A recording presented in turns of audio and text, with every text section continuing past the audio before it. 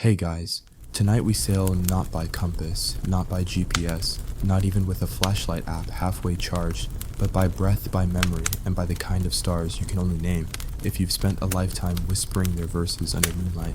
Picture yourself barefoot on a double-hulled canoe waka, Horwa ancient and steady, its lashing creaking softly beneath you, the ocean wide and dark as ink. The water barely stirs, yet your body rocks with the ghost of distant swells. Somewhere beside you, an elder shifts his weight and begins to hum, not for comfort, not for beauty, but for direction. Because out here, a song isn't entertainment, it's a compass. And if you mess up the melody, well, you probably won't survive this trip, not being dramatic, just honest. So before you get comfortable, take a moment to like the video and subscribe, but only if you genuinely enjoy what I do here. It helps me keep these sleepy stories going. And while you're settling in, post your location and local time in the comments. I'd love to know where in the world you're listening from and what your night sky looks like right now. Now dim the lights, maybe turn on a fan for that soft background hum, and let's ease into tonight's journey together. You are not rowing, you're listening. You're wrapped in a woven flax cloak, knees pulled and feeling the deck shift with the breath of the ocean. It's just after midnight, and above you the stars are not merely stars. They are a script, a choreography, an ancestral GPS system stretched across the heavens. They do not sparkle for decoration. Each one is a checkpoint, a memory hook, a verse in a chant passed down over centuries, mouth to mouth, heart to chest, sung not for applause but for survival. The Milky Way stretches like a glimmering canoe above you, and you realize with a quiet kind of awe that the sea is not a barrier between islands. It's a language. One that the Maori and their Polynesian ancestors knew how to read with nothing but the wind in their ears, the salt in their mouths, and a galaxy tucked neatly between their shoulder blades. You begin to hum quietly, not because you feel moved, but because the elder beside you is testing your recall. This isn't a duet, it's navigation. You match his pitch as best you can, your voice trailing behind his like the tail of a comet, and in those soft syllables you're reciting the order in which the stars will rise. Tapunga, the anchor star, is first, then Tautoru, the three paddlers you may recognize as Orion's belt, but here they move not across a hunter's chest but a sky-wide canoe. Then Matariki, that delicate cluster of stars many know as the Pleiades, but for your people they signal the Maori New Year, the opening of the season, the time when voyages begin. This isn't poetry, it's precision.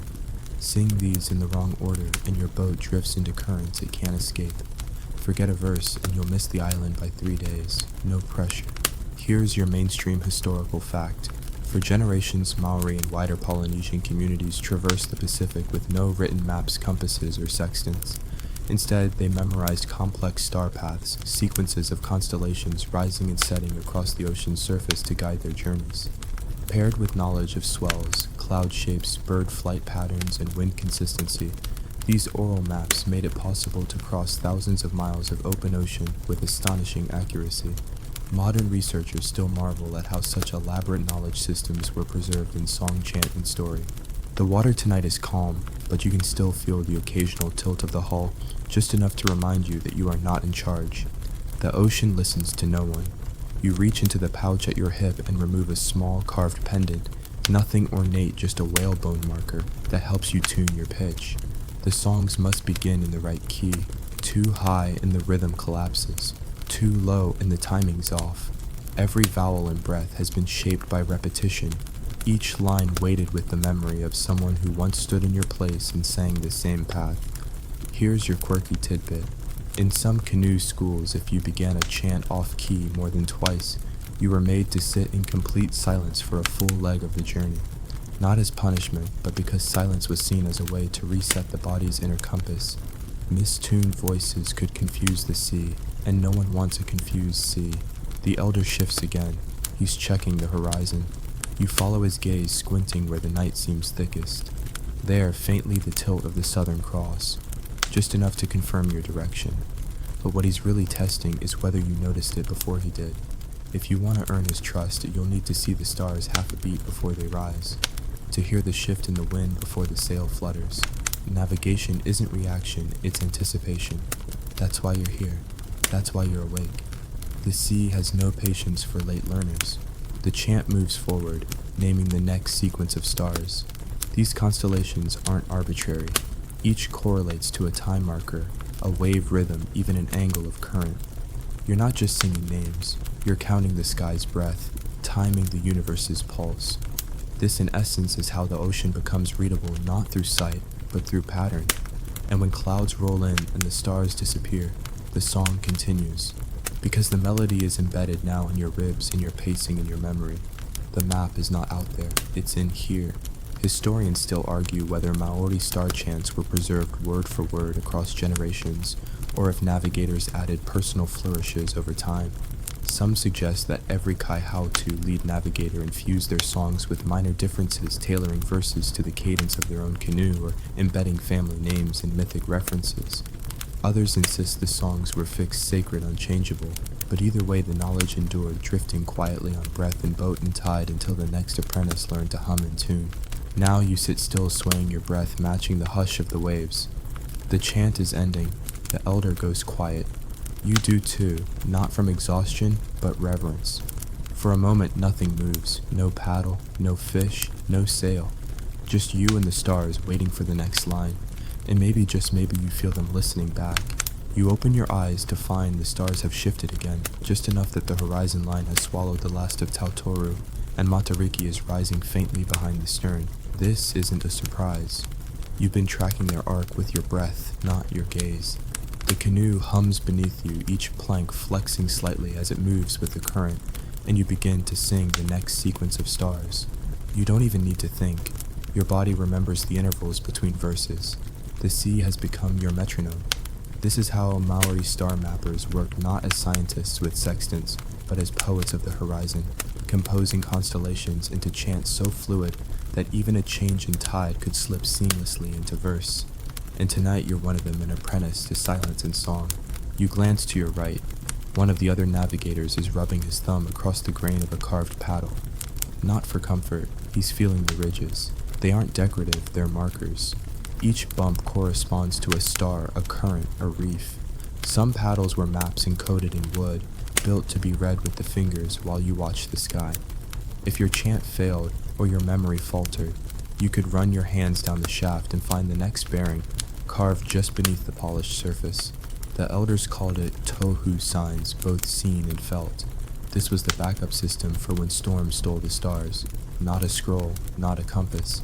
A paddle warm from your palm telling you which verse to sing next. You hum that verse, now voiced barely above the water's hush, and your canoe subtly shifts direction. No steering, no shouted orders, just you singing a line that turns the whole boat like a spell.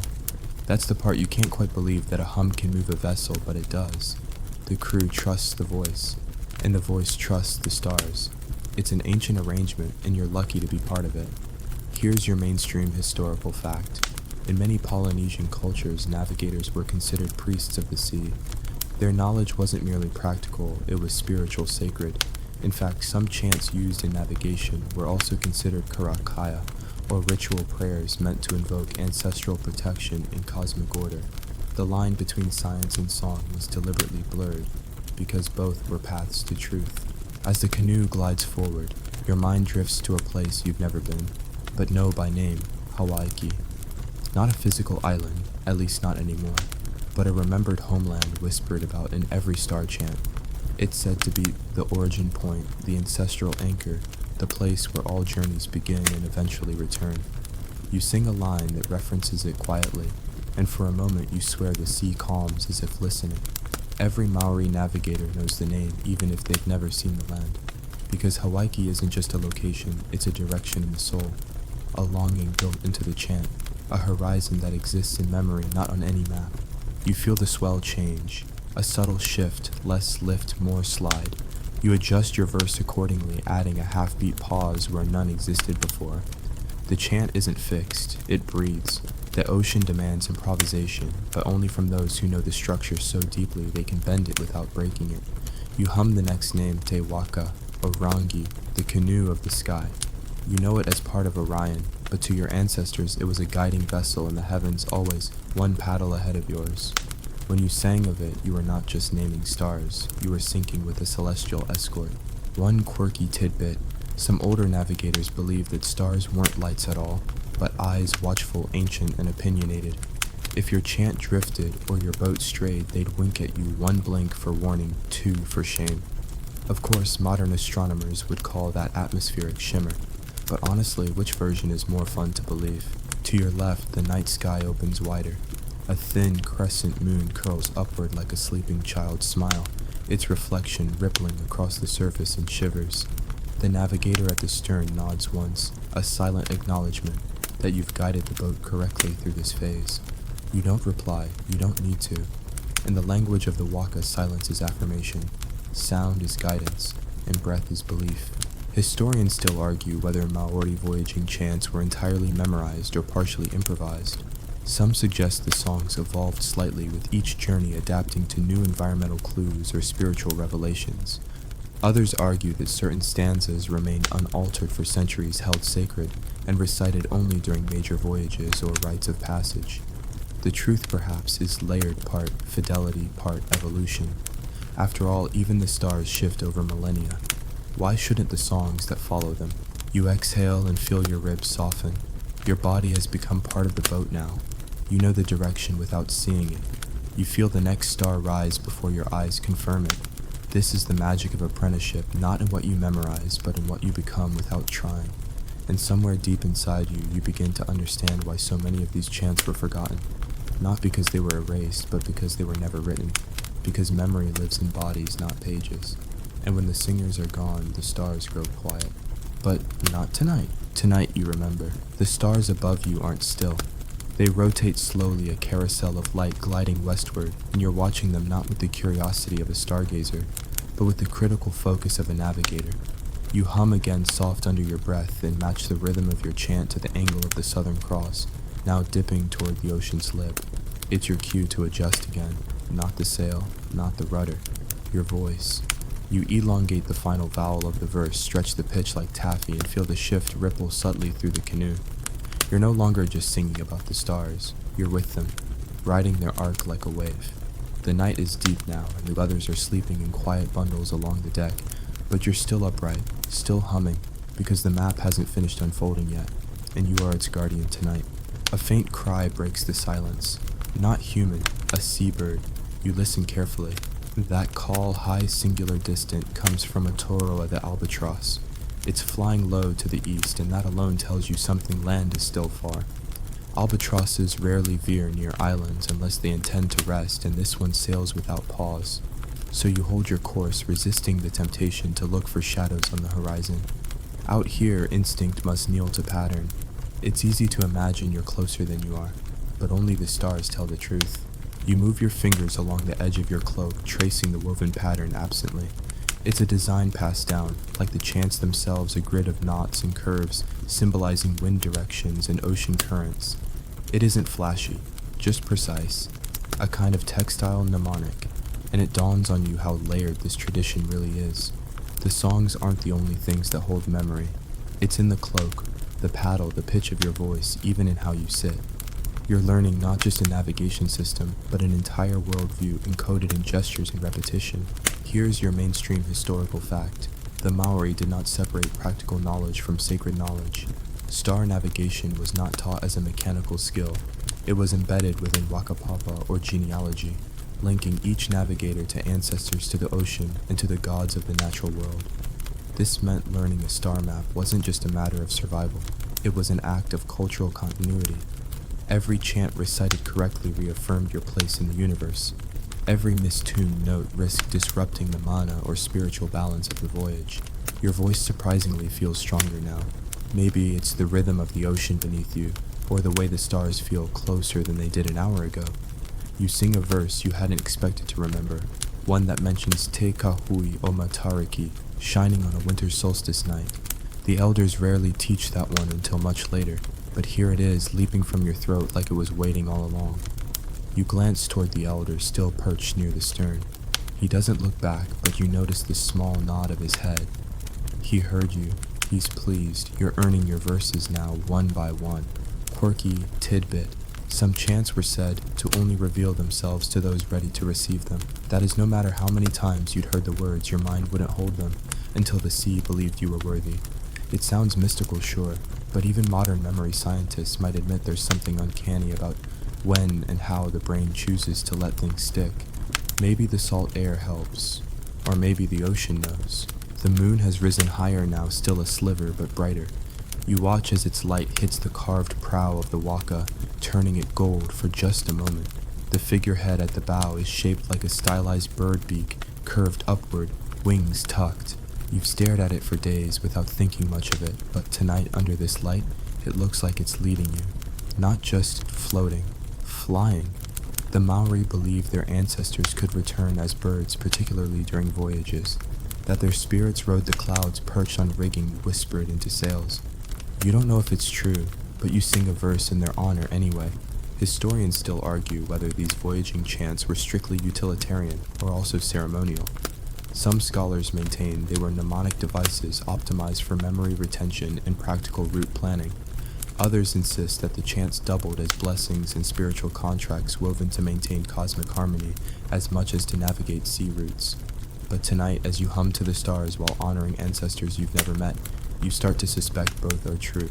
And honestly, why choose? The canoe continues slicing through the sea. You can feel the change in the water, more swell now, a gentler lift with each passing minute. It means you're getting closer to the mid-ocean ridge, a place where currents often shift. You adjust your chant again, pausing half a beat between verses. This pause is not arbitrary, it's mapped. It signals a change in ocean rhythm. You're letting the waka breathe differently now, giving it room to align with deeper waters. The crew stirs, sensing the shift, but no one speaks. They trust your voice, and that trust keeps the waka balanced. You don't just feel tired, you feel tethered, not in a burdensome way, but like a kite in the hand of the sky. Your song, your breath, your body, everything seems looped through the constellations, tracing arcs you didn't realize were possible. For a moment, the sea flattens. The sky reflects almost perfectly. Above and below are indistinguishable. And right there in the silence between your chants, you get it. You understand why these songs weren't written down. Because they were never meant to be read. They were meant to be felt like gravity or longing. You take one last deep breath, feeling the air expand your lungs, and prepare to enter the next verse. It's a longer one, a lineage chant. It names not just stars, but the voyagers who first sang them. And as your voice carries over the water, you realize you're not alone in this verse. The elder has joined you, harmonizing low and steady, his voice a deep tide beneath yours. You don't speak between lines, you don't need to. The chant is the conversation. And right now, the ocean is listening. Your breath lingers on the edge of the last note, and the silence that follows isn't empty, it's full of sea salt air, full of ancestral rhythm, full of the soft creak of the lashings that hold your canoe together like tendons. Around you, the others begin to stir, pulling their cloaks tighter, rubbing sleep from their eyes, murmuring in half-dream tones. But no one speaks above a whisper, not yet, because the air still feels heavy with something sacred. The chant hasn't entirely finished echoing through the wood of the hull. That's the thing with these voyaging songs, they don't just stop. They settle like dust after a dance. You let your legs unfold and shift your weight slightly, careful not to disrupt the harmony of the canoe's tilt. The water is thicker here, not in texture but in meaning. You're approaching the invisible halfway mark, the point in every voyage where returning is harder than continuing. There's no visible landmark. Just a feeling in your bones, confirmed by a certain constellation, flickering low in the western sky, Rehua, the bright star sometimes associated with healing and birds. You hum its name under your breath, not as part of a chant, just to acknowledge it. The night gives you no response, but your spine relaxes anyway. The elder clears his throat, soft, brief, a signal. You're to recite the star sequence again, this time backwards, not for navigation, for proof. He wants to see if the knowledge is truly yours, not just your ears repeating what they've heard. Backward chants were a traditional test among Maori star apprentices. Harder than forward because the melody is no longer guiding you. You have to rely on your inner map. You start, slowly, repeating each name from the end of the constellation and chain, back to the beginning, your voice steady even as your mind protests. Your tongue trips slightly on the second to last verse, but you correct yourself with a breath so seamless, the elder nods. You pass. Mainstream historical fact. In Maori and other Polynesian voyaging traditions, mastering a chant backward was a rite of passage. It wasn't just a memory challenge, it was believed to demonstrate embodiment, that the path wasn't just memorized but lived inside you, ready to unfold in any direction. Much like how navigators could feel the changing pull of swells against the hull, with their feet, they could also feel the song map twisting through their chest. You smile faintly. Your voice has carried well tonight. The air is cool and open, the ocean mercifully quiet. You shift your focus now not to the stars, but to the swells. Beneath the chant, the sea has its own rhythm. Some call it Te Ao Moana, the pulse of the deep ocean, and it doesn't follow the stars. It's older, slower. The pattern of these waves can only be read through long exposure, like the rhythm of someone breathing in their sleep. You close your eyes and let your hips sway ever so slightly with the canoe matching the pull.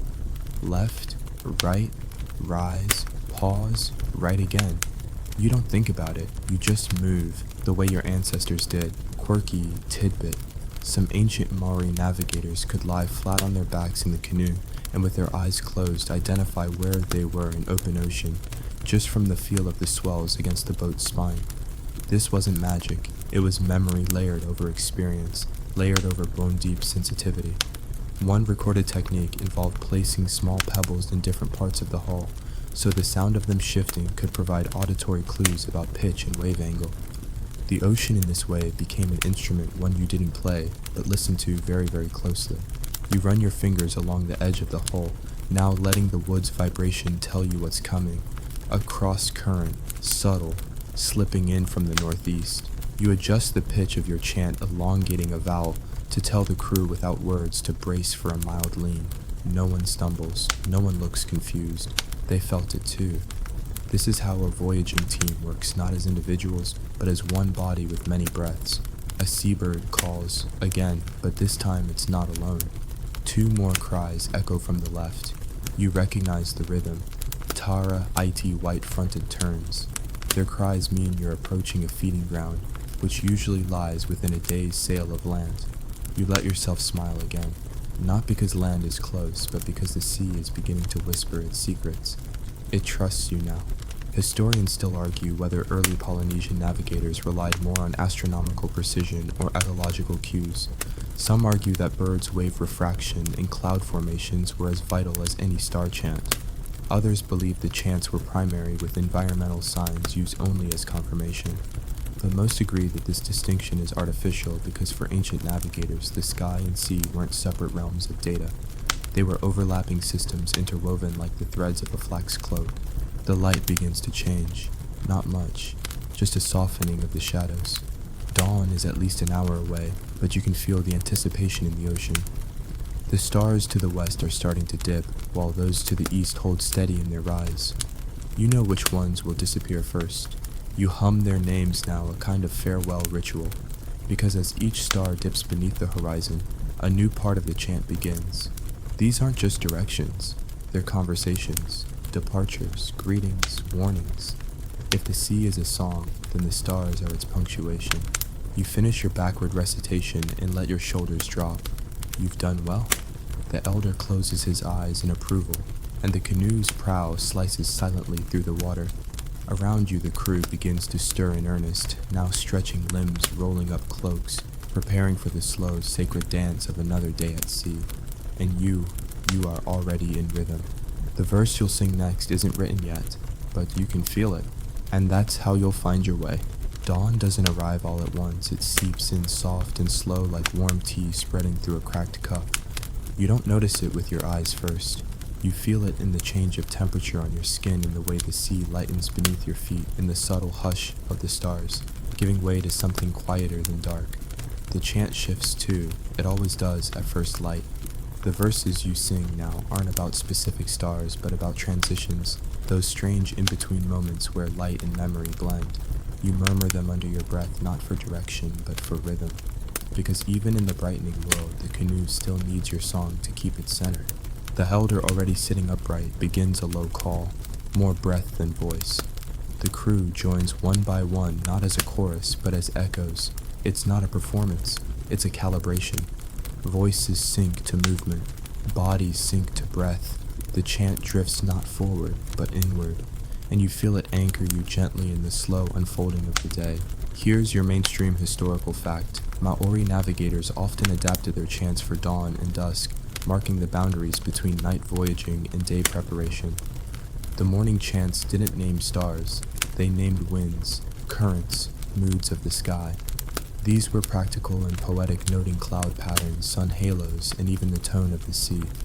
A golden glow might mean steady winds, a sullen silver rain by mid-morning.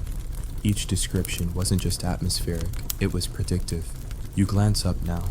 The eastern sky is peeling open layer by layer from deep blue to pale lavender. A low shelf of clouds sits quietly on the horizon like folded tapa, cloth, and above it the first glint of sun Ra, rising steady and unhurried. You stop singing just for a beat to let the new light take over. Everyone does, even the sea seems to pause, and then just as gently the paddles dip again. A crewmate beside you leans forward and grins, teeth flashing like driftwood, polished by tide.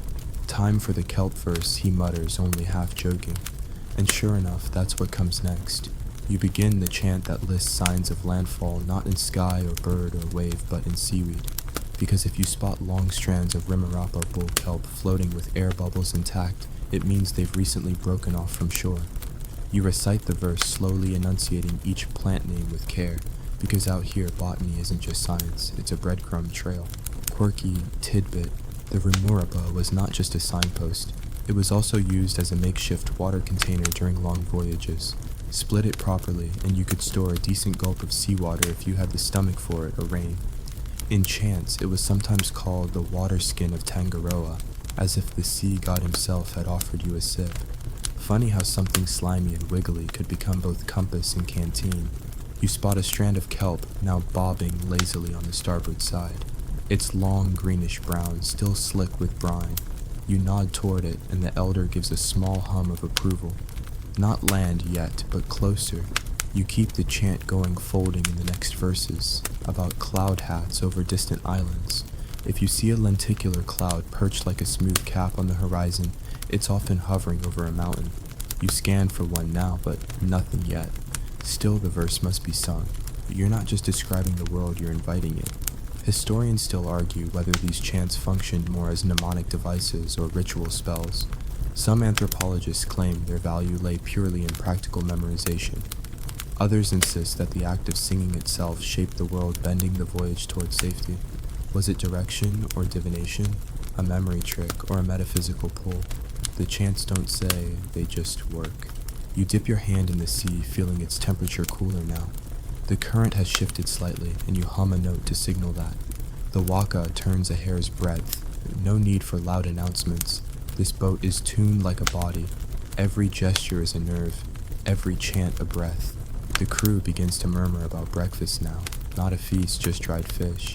A few taro bundles, maybe some seawater rinses to clear the tongue. But first, one more verse. You sing it with a dry throat and a smile. The Kai verse the food chant, which lists not only edible plants and fish, but the spirits who must be thanked before eating. You name them softly, rhythmically, like tapping on a drum made of reeds. You thank the sea, the sky, the wind, the unseen hands that held the waka last night while it drifted between two unseen stars. Your chant fades into the sound of chewing low conversation laughter that cracks like shells underfoot. The sky is fully awake now, golden at the edges, and your arms stretch without thinking. You feel taller somehow, not because you've grown, but because the chant has expanded you. The day has begun, and you're still singing. You sit cross-legged now, resting your back against a coiled rope, the warmth of the new sun peeling the dampness from your shoulders. The chant has quieted for a moment, replaced by the gentle chaos of breakfast. The soft slap of taro leaves unwrap the scrape of dried fish being shared across woven trays. You eat slowly, letting the flavors anchor you back into your body. There's something sacred about the first meal after a long night at sea. Not because it's extravagant, far from it, but because it tastes like survival. You've crossed another stretch of vast liquid nothingness guided by invisible maps stitched into memory and mist. Every bite is a confirmation you're still here. The elder doesn't speak, but his presence at the stern is grounding, as if the entire canoe balances on the line of his spine. He eats last always, not because of status, but because he's still listening. Listening to the ocean, to the sky, to the subtle shifting of the hull. He knows what's coming before it arrives. That's the mark of a true Tohunga Wakatere, a master navigator. You've seen him sleep less than anyone eat only when the crew is full, and speak only when a chant cannot carry the meaning. His silence is not absence, it's concentration. You feel the call again soft as a feather, it's time to resume. Not the chant yet, the Tai Wu Wu Yu, the observational recitation. This one is done with open eyes, scanning the horizon for cloud halos, bird formations, and the shape of wave shadows. It's a cross between a checklist and a poem, and it trains your mind to see not just what is, but what might be forming. You begin it aloud slowly. Ngakapuaka, hori itepa. The clouds turn on the horizon. Gamanu e river ana itepai moana. The birds fly along the ocean's edge. The verses stack gently like driftwood, not showy, just stable. Here's your mainstream historical fact. The Maori observational chant sequences weren't decorative or symbolic. They were rigorously memorized systems for identifying weather patterns approaching landmasses and imminent dangers. Over generations, Tohunga created poetic frameworks that fused meteorology, marine biology, and astronomy into elegant verses so they could be passed down orally with precision. These chants were often sung aloud each morning, anchoring the team in shared awareness. You adjust your footing slightly and scan the southern sky. A low band of dark clouds is forming, not fast, not threatening, just dense. Could be a rain curtain, or it might be nothing. You note it quietly in your chant, tagging it with a tone that suggests caution, but not alarm. The canoe shifts slightly beneath you, as if acknowledging your observation. A crew member nods. No words needed. You're all fluent in the language of tilt and hum. Quirky tidbit Maori voyagers were known to dip their fingers into the ocean, not just to test temperature, but to taste subtle salinity changes. A sudden increase in freshwater tang, too faint for most modern palates, could mean a river mouth was nearby. Some called this tongue navigation. It was said that an experienced voyager could locate land from over 20 nautical miles away, just by licking the wind or tasting the sea. You give it a try now, more out of curiosity than confidence. The salt stings the cracks in your lips. No river yet, but it makes you smile anyway. The elder lifts his hand, 2 fingers angled slightly, a signal to shift the waka's bearing a few degrees east. No star causes this shift. It's bird logic.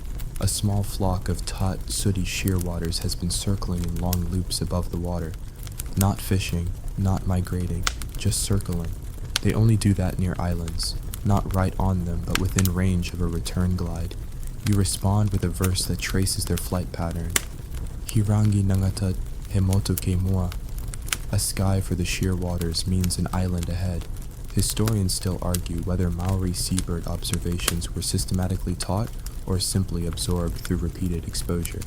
Some claim they were structured systems with classifications for altitude pattern frequency.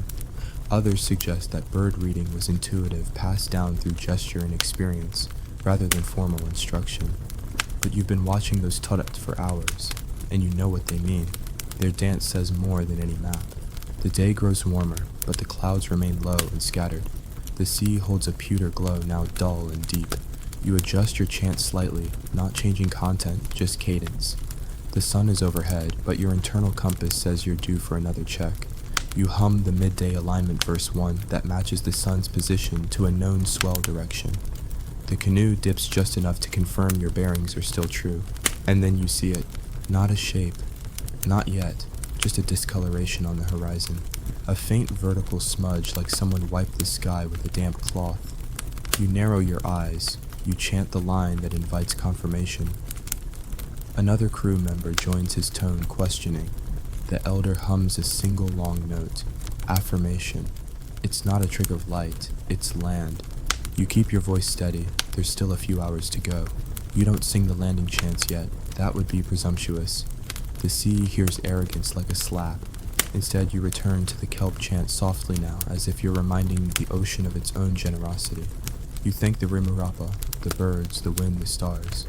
And you promise out loud that you'll carry this memory forward, not just in mind, but in breath. The verse finishes, the chant rests, the sea exhales, and ahead, quiet and waiting, lies the first thread of shore.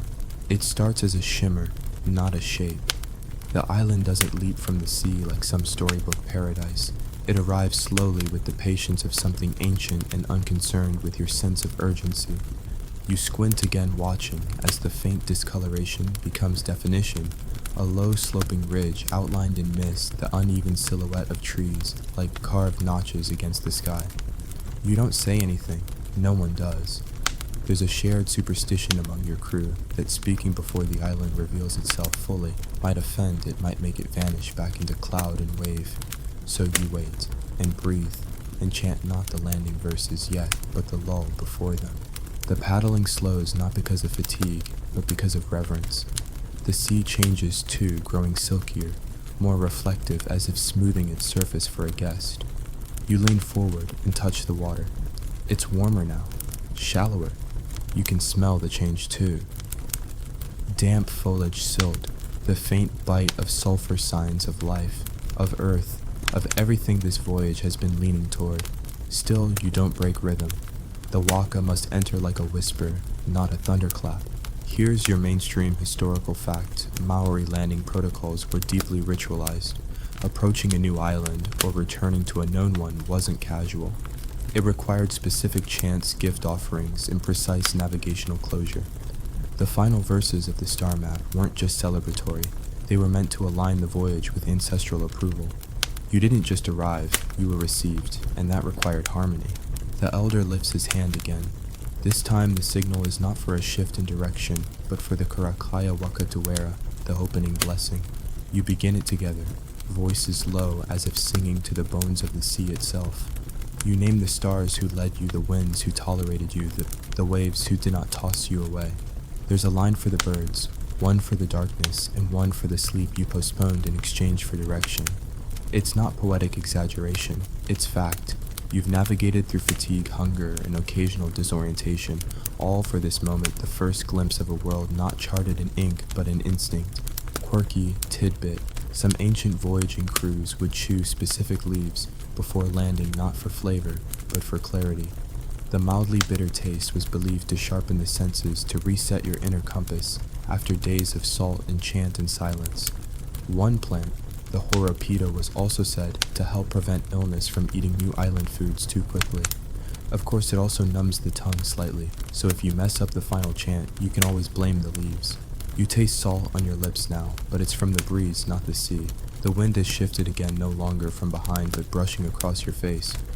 A welcoming wind, soft and cool. It carries the sound of distant bird song, high-pitched and unfamiliar. Not tut this time. Perhaps kokako or tuwa singing from forest cover. You smile. It means the island isn't barren. It's alive, listening. The crew begins to shift position, preparing the waka for approach. There's no harbor, no dock, just a narrow beachhead framed by jagged rock and tangled roots. The elder scans the horizon once more before nodding. This is the place. Not because it's easiest, but because it feels right.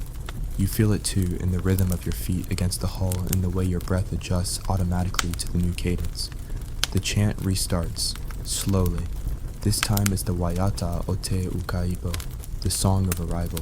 It names the soil, the promise of rest, the ancestral connection that welcomes you even to lands you've never seen. Historians still argue whether Maori landfall chants evolved separately across waka traditions, or if they originated from a single Proto-Polynesian set of verses. Some scholars trace linguistic patterns suggesting a common ancestral form, while others argue that chants developed independently, tailored to each voyage, each crew, each sacred arrival. The truth may be somewhere in between, but the feeling of landing, of being held by a new coastline after so much water, seems to transcend structure. You step out of the canoe. The water at your ankles is cool, but the sand beneath is sun-warmed and soft. You sink slightly with each step, the island receiving your weight, like a long-lost cousin leaning in for a quiet embrace. No fanfare, no ceremony, just a shared breath between traveler and land. The elder places a small stone on the shore, a token of presence, a subtle mark that says we were here. You do the same, choosing a smooth reddish pebble from the canoe's edge. It fits your palm perfectly, as if it had waited for this. You press it gently into the sand just above the high tide line and whisper your name, not the one you use every day, but the one you carry in dreams. The name that sings, not shouts. The rest of the crew follows, stepping carefully, reverently. No one runs, no one cheers. The chants continue quieter now, sung into the trees that edge the shore. A single line is repeated. Hiwahi hu hiwahi ora. A new place, a living place. The words wrap around you like fog, like sleep, like something your bones already knew. You look back once at the canoe. It floats gently waiting. You look forward again, into trees, and you breathe. You move inland with careful steps, each one pressing softly into the earth, like a respectful knock on someone else's door. The trees close in above you, not ominously, but like a gentle hush falling across a crowded room. Their branches form loose interlaced canopies, leaves trembling with leftover breeze from the ocean. The light changes here. It's not sharp like sun on water. It's dappled, softened by shadow and bark, patterned across your skin in shifting fragments. You feel the shift, not just in temperature, but in purpose. Out at sea, you are a navigator. Here you are a listener. This is the domain of the forest, and it's older than your chant, older than your waka, maybe even older than the stars that guided you here. You don't lead in a place like this. You follow. The crew moves quietly, instinctively, falling into single file, not from military order, but from the sheer logic of narrow root-woven paths. The elder hums low, barely audible. It's not a chant, not yet just a vocal anchor, grounding you in the now. His hum holds no melody, just rhythm like the heartbeat of someone dreaming. You match your breath to it without thinking, sinking step and sound and silence. The forest watches. You feel it in the way the birds go quiet as you pass, in the sudden absence of insect buzz, in the crisp snap of a distant twig that you know didn't come from your own group. But there's no fear here, only awareness. The island is simply noticing you. The trees are taking roll call. Here's your mainstream historical fact. Maori voyaging crews would often spend the first hours on new land in complete silence, observing bird calls, insect behavior, and plant varieties before proceeding. These observations were not just survival techniques, they were spiritual acts. By listening first, you acknowledge the land as sentient and sovereign, not just another waypoint on your map. You made contact without conquest. The elder finally speaks one word to Tiro. Look. You follow his outstretched finger and spot it an old stone marker half buried beneath lichen and moss. It leans slightly as if surprised you've come. This isn't just a rock. It's a signpost, a memory embedded in granite. You kneel beside it and brush away a thick clump of damp earth. Faint carvings emerge, not words, but symbols, arcs, constellation shapes. This is not the first landing here. Someone before you mapped the stars into this very stone. Quirky tidbit. In certain iwi traditions, stones were used not only as ceremonial markers, but as mnemonic devices. Specific grooves or etchings would correspond with particular star paths or chant verses. Some navigators carried small etched stones tied into their garments like portable libraries. They'd finger the carvings during voyages, tracing paths not with ink, but with skin. It's said the most skilled among them could recite entire chant sequences from just a single carved symbol. You wonder now how many stones lie buried here, how many chants sleep underfoot. The forest grows denser. You feel it in the air, moisture now, thick with the smell of bark and fungus, and something sweeter underneath like crushed berries. The elder begins the Waiata Urutapu, the sacred grounding chant. You've only sung it a few times before, always at threshold, places, cliffs, cave mouths, the entrance to ancient groves. It isn't for protection, it's for permission. The words don't ask the land to make way, they ask it to remember you gently. You hum the first line, barely moving your lips. It vibrates in your throat like the echo of a drum too far away to hear, but close enough to feel. Historians still argue whether these grounding chants were fixed compositions or flexible frameworks. Some maintain that the words were precise and memorized syllable for syllable passed down through generations without alteration. Others believe they were adapted to the landscape, personalized by each tohunga to suit the mood of the place. A chant for one forest might not be fitting in another. Either way, the goal was always the same, to arrive humbly and to be remembered kindly. Your steps slow again as the trees part around a clearing, small circular, framed by low stones and patches of knee-high grass. It feels deliberate, as if nature paused mid-growth to create a breath.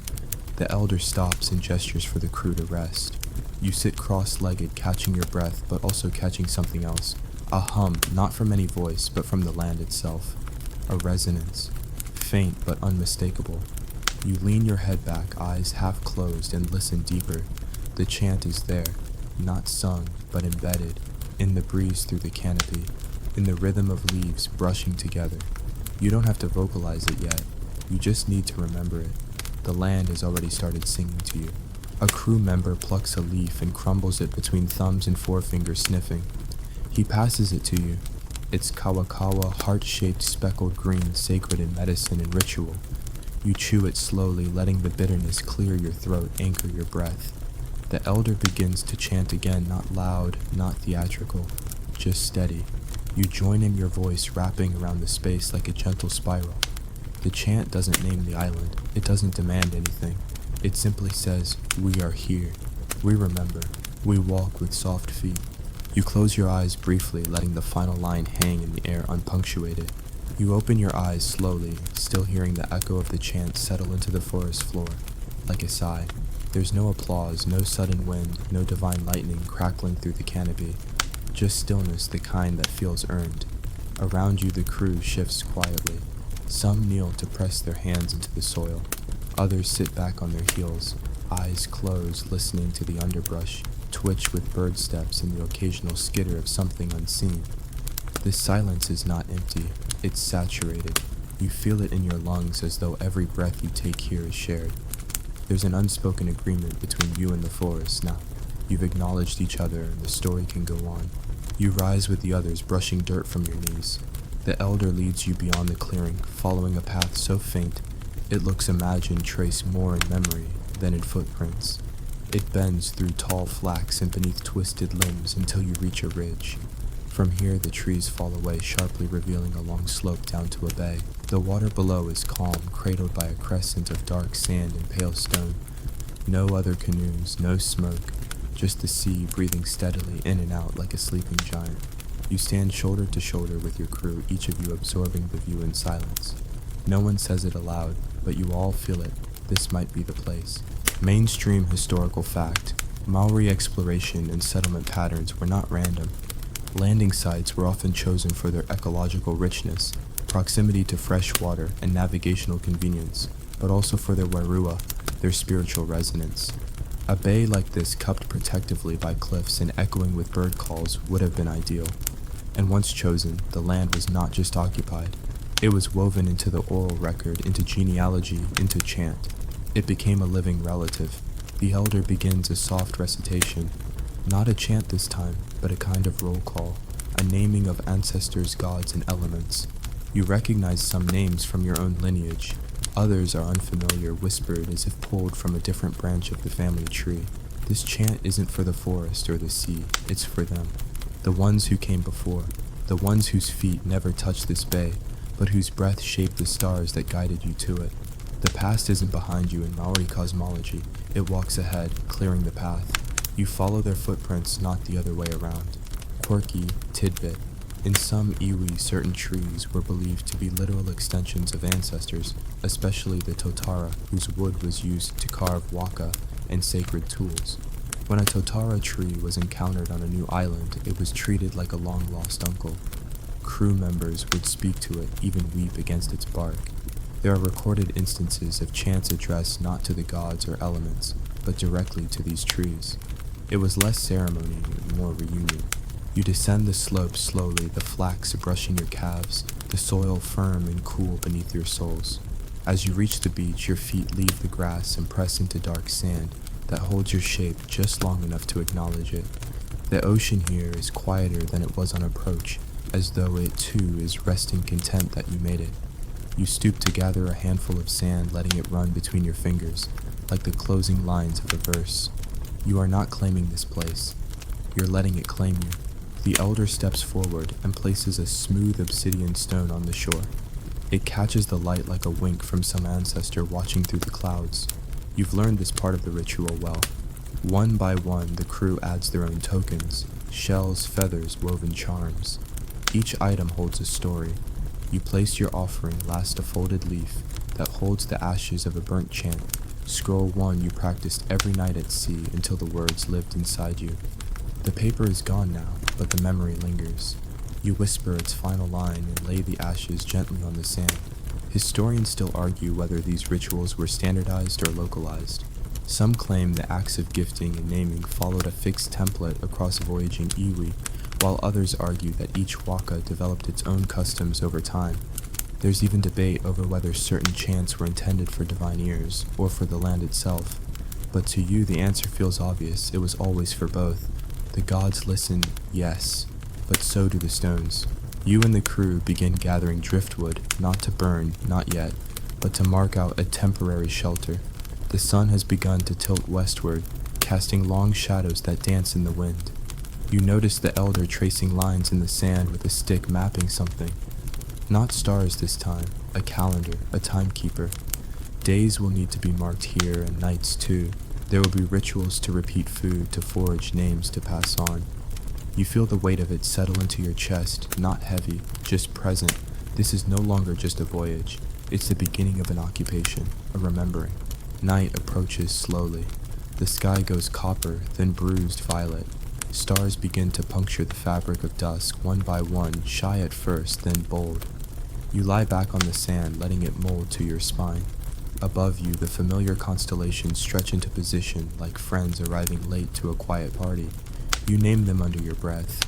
Not their Western names, those are irrelevant here, but the Maori ones, the ones laced with meaning and myth. Tautoru, Rehua, Te Punga. You hum the opening line of the star chant and others join in, softly, in harmony. And this time, you don't feel like you're asking the stars for direction. You're thanking them for bringing you home. You wake to the sound of waves that are no longer strangers. Their rhythm is slower now, more conversational, as if the ocean has accepted your presence and decided to lower its voice. The sand beneath your shoulder is damp but not cold like a held breath. Above you, the canopy of night is dimming. Dawn is beginning to stretch its fingers along the horizon, painting the sky in softened coral and faint gold. You rise slowly, brushing grains from your skin, your joints stiff but your breath steady.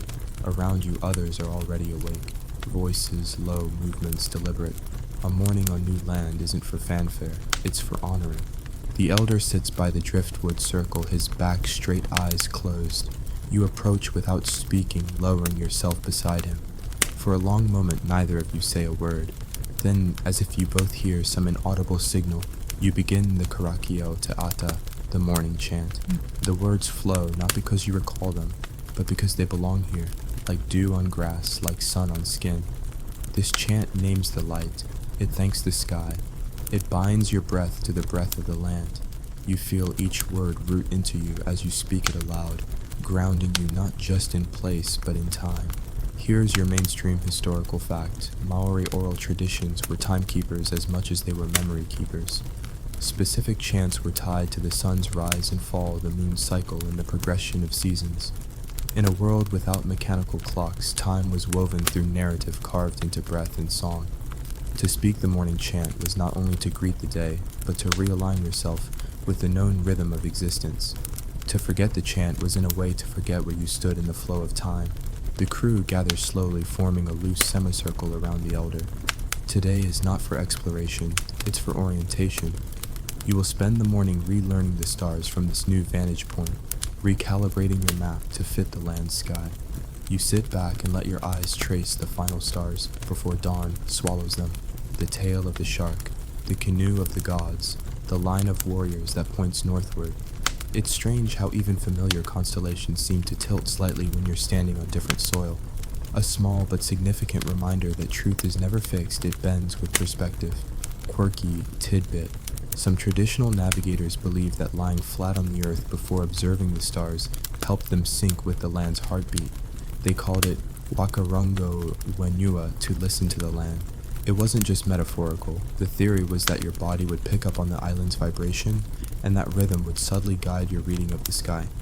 It said some of the greatest star navigators could predict cloud cover wind shifts, even minor earthquakes, simply by lying in silence for an hour at dawn.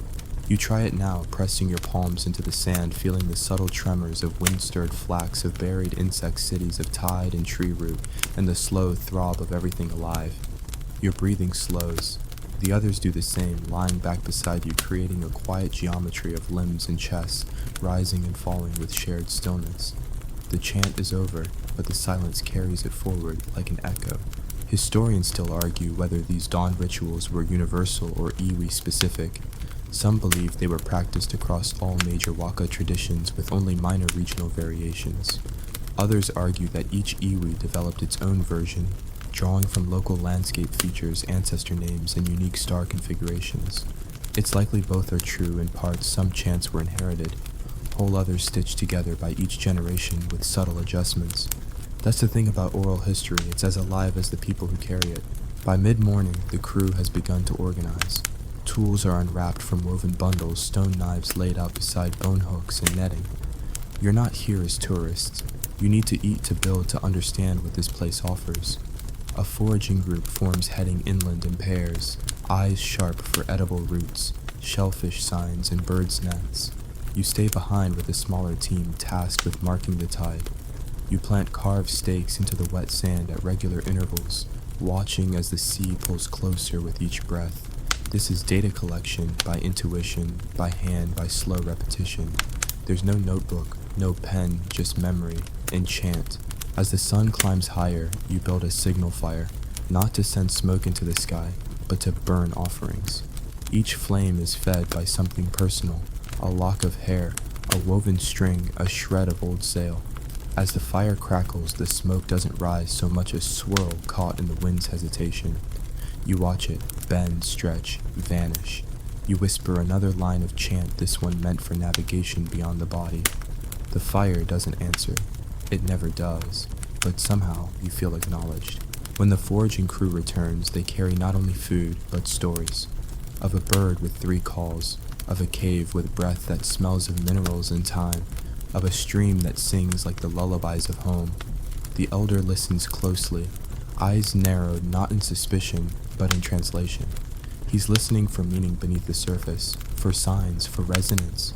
You realize then that the forest and the ocean are not passive backdrops to the story. They are characters, speaking, waiting. You spend the evening cataloging your findings, not with pen or stylus, but with voice. Around the fire, each crew member shares what they observed. The elder repeats key phrases, embedding them into a chant that starts to take shape. This is how knowledge lives, not as dry fact, but as living rhythm. You commit it to memory, knowing that tomorrow you'll add more verses. And later, lying again beneath the now familiar stars, you realize something strange. You no longer feel like a visitor here. You feel remembered.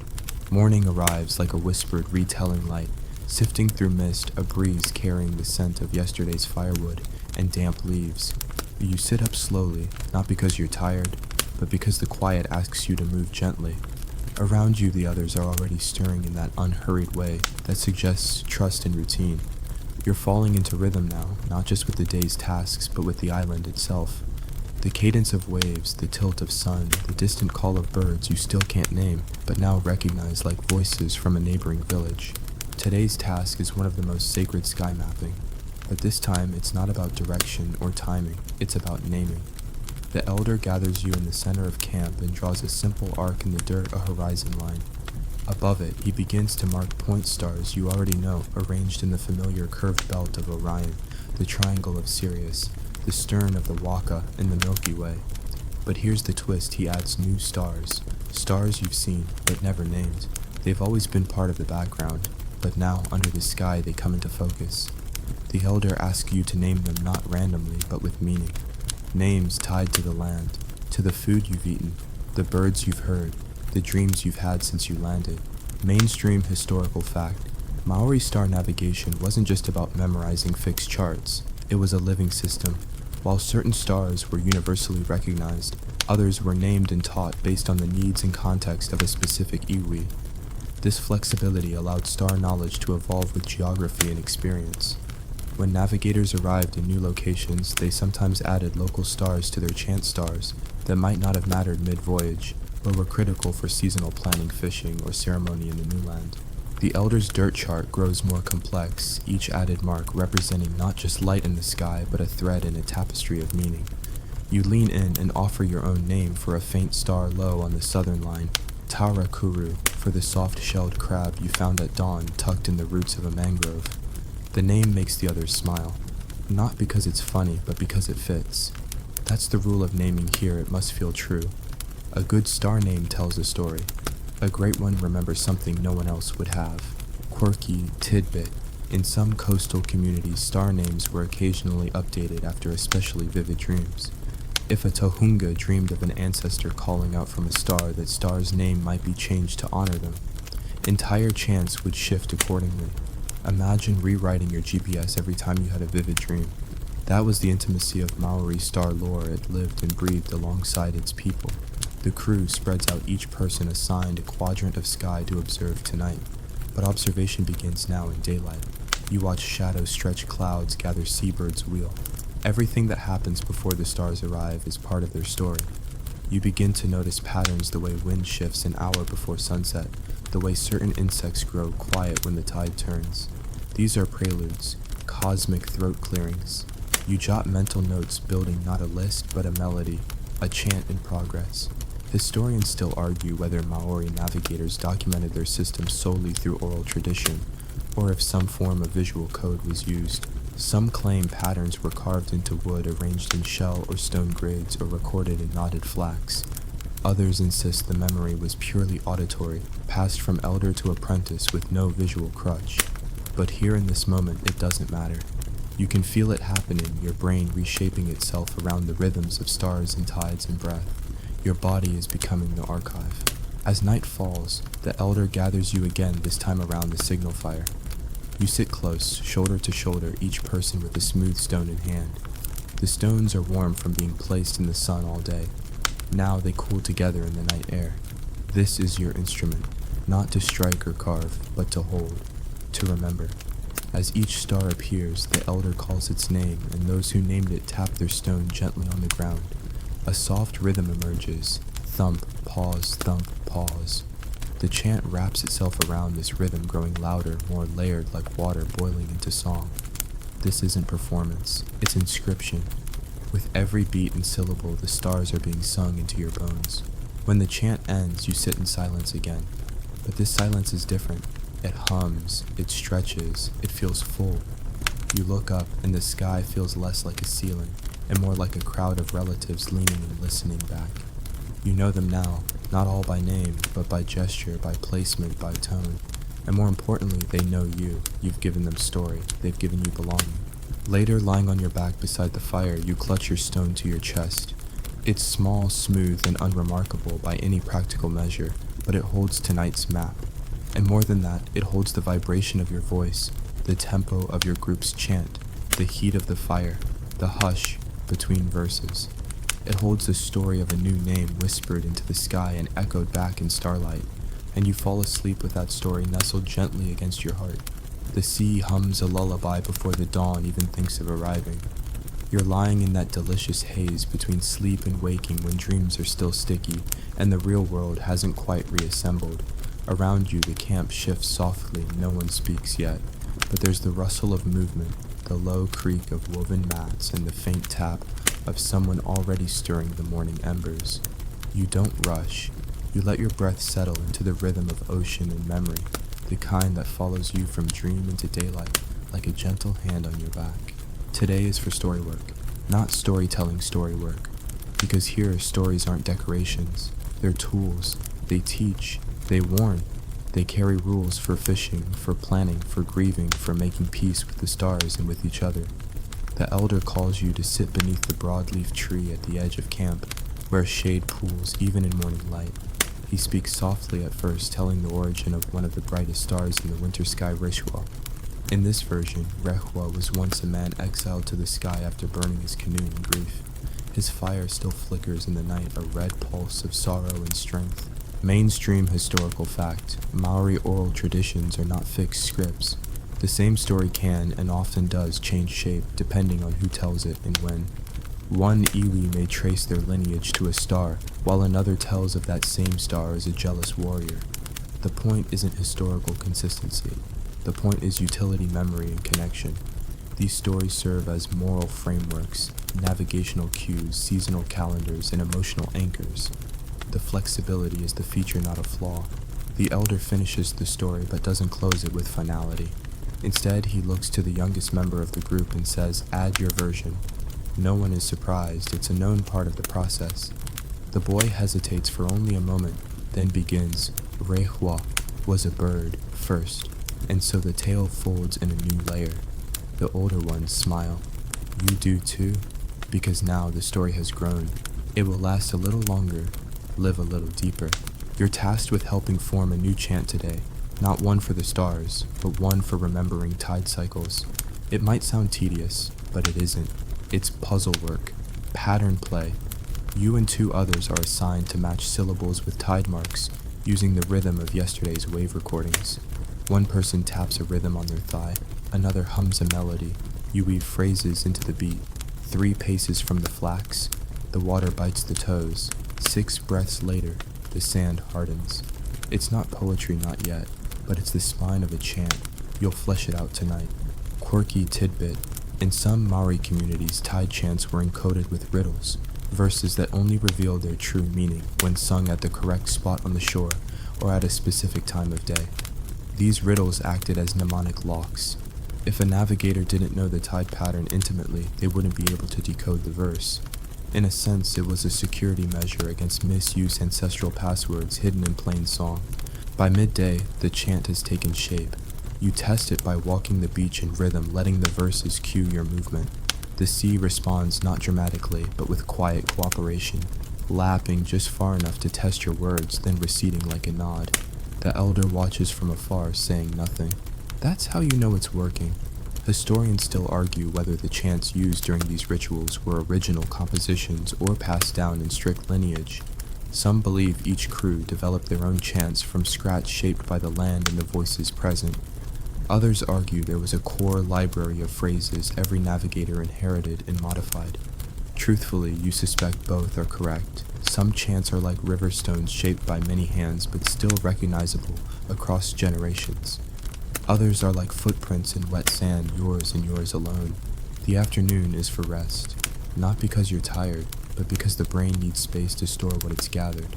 You lie beneath a tree and listen, not to anyone speaking, but to the camp's quiet symphony, the flutter of flax, the creak of rope, the occasional trill of a tui bird. These sounds won't go into a chant, but they mark time just as well. Every moment has a sound print. Yours is being shaped right now. Evening brings the fire back to life. You gather in a loose circle again, the same rhythm stones in your hands, but this time it's your chant that takes center stage. You begin with the tide markers, your voice tentative at first, then stronger as others join in. By the 3rd verse, it has become something real, a living map made of sound. The waves respond on cue. The elder smiles for the first time all day. It remembers you, he says, and there's a thrill in your chest that has nothing to do with pride and everything to do with recognition. As night deepens, you return to the stars, not to name them, but to thank them. One by one, the crew calls out the stars they've come to know by name. You echo each one with a stone tap, a heartbeat of acknowledgement. Above, they don't blink or flare. They don't need to. You already know they're listening. And as you curl into sleep once more, the chant still humming at the edge of your breath, you realize something simple and profound. You are not just learning the sky. You are slowly becoming a part of it. You wake before the sun today, not because of noise, not because someone called, but because your body seems to know it's a time. The air is thick with that in-between stillness, a kind of breath the world holds right before exhale. You sit up, slowly, stretch your arms wide, and for a moment you forget where you are. Then the scent of brine and woven flax hits you, and the hush of nearby waves tugs gently at your memory. Right, you're here, still, and today you're walking the island. The elder's voice is quiet but firm. Today we find the hills that echo. It sounds like poetry, but it's practical. Echo hills. Natural amphitheaters are vital for oral societies, places where sound carries far without effort, where chants can travel, where meetings can happen without shouting, places where the land agrees to listen. You've never thought about hills that way before, but now it makes sense. You pack lightly, just a stone for rhythm, a bit of water, and your voice. You and a small group begin your climb inland, the jungle thickening as the sea retreats behind you. The air is damp with plant breath, and birds flit ahead like guides. The climb isn't steep, but it's relentless. You step carefully over twisted roots and soft moss, each footstep making a soft squish or crunch depending on the path. As the sun begins to peek through the trees, the elder stops and cups his hands around his mouth. Then from deep in his chest, he lets out a single long note, a low, smooth vowel that rolls like thunder wrapped in velvet. You wait, and then you hear it, a soft bounce, not a loud echo but a firm one, a listening hill. You've found the first. Mainstream historical fact, Maori Tohunga, experts or spiritual specialists, use natural acoustics to choose meeting grounds, performance spaces, and even burial sites. It wasn't superstition, it was strategy. If a place carried sound, well, it meant fewer voices could reach more ears. In a society where knowledge was preserved in chant and story, the ability to be heard clearly was essential. These were the early acoustic engineers using hills, caves, and valleys like instruments. You test the hill next stepping into the center and singing the first line of your Tai chant. The echo returns, not strong, but clear. The elder nods. It's young, he says, needs more voice. So you try again louder this time until your companions join you, and suddenly the forest is ringing. Not with birdsong, but with your own breath, your own syllables circling back at you like ancestors calling out a second opinion. Quirky tidbit. There's an old story among some iwi that certain hills could steal voices. If a person sang the wrong chant on the wrong hill, the echo would vanish entirely absorbed by the earth, as if rejected. These places were considered sacred or cursed depending on who told the tale. Some Tohunga would even whisper to the ground before speaking, asking permission. Let the hill be kind, they'd murmur, and most of the time it was. Your group marks the echo hill with a carved branch driven lightly into the earth like a bookmark. Then you press on. The island slopes higher and the path narrows. Sweat gathers on your brow and the breeze grows cooler, highland air sharp and pine-scented. You pause for a break at a rocky ledge that overlooks the coast. From here, the island spreads beneath you like a sleeping body. You can see the reef, the landing beach, the weaving smoke from the cooking fire far below. You realize just how much you've mapped, not with pen or parchment, but with footsteps and syllables and stars. Every place you've stood now holds your echo. Historians still argue whether Maori oral mapping extended to specific echo sites like these. Some researchers believe these spots were informal, recognized intuitively, but not named or passed down. Others argue that certain iwi included echo hills in their chants woven into origin stories or battle songs as landmarks. There's even some speculation that early navigators mapped islands acoustically before visually listening for echo pockets as part of orientation. It's a theory that's hard to prove, but not hard to believe. As afternoon light stretches across the treetops, you discover another hill, this one curved inward like a cup. You test it with a chant and the sound ricochets wildly, pinging back in layers, like the hill is playing with you. It's not perfect for clarity, but it's perfect for music. You smile. This one's a singer, not a listener. The group names it Pun Waiata Spring of Song. Another carved marker goes into the ground, another line for your memory map. By the time you return to camp, your legs are aching, but your voice is strong. You sit by the fire and begin to hum, not from duty but instinct. The others join in. No words, just tone, just echoes. The chant from the hill rises again, new syllables born from the slope of the land now molded into your collective rhythm. You are no longer just remembering knowledge, you are making it. And when the stars appear, you don't rush to name them, you just watch. Let them be quiet for once, because today the land did the talking. The next morning greets you with a sharp, briny breeze, and the low thrum of distant waves breaking against a reef. It's a different rhythm than you're used to, faster, lighter, with that dancing kind of energy that suggests the sea might be in one of her playful moods. The elder smiles when he sees you stir and simply says, "Today, we build the map you can't fold."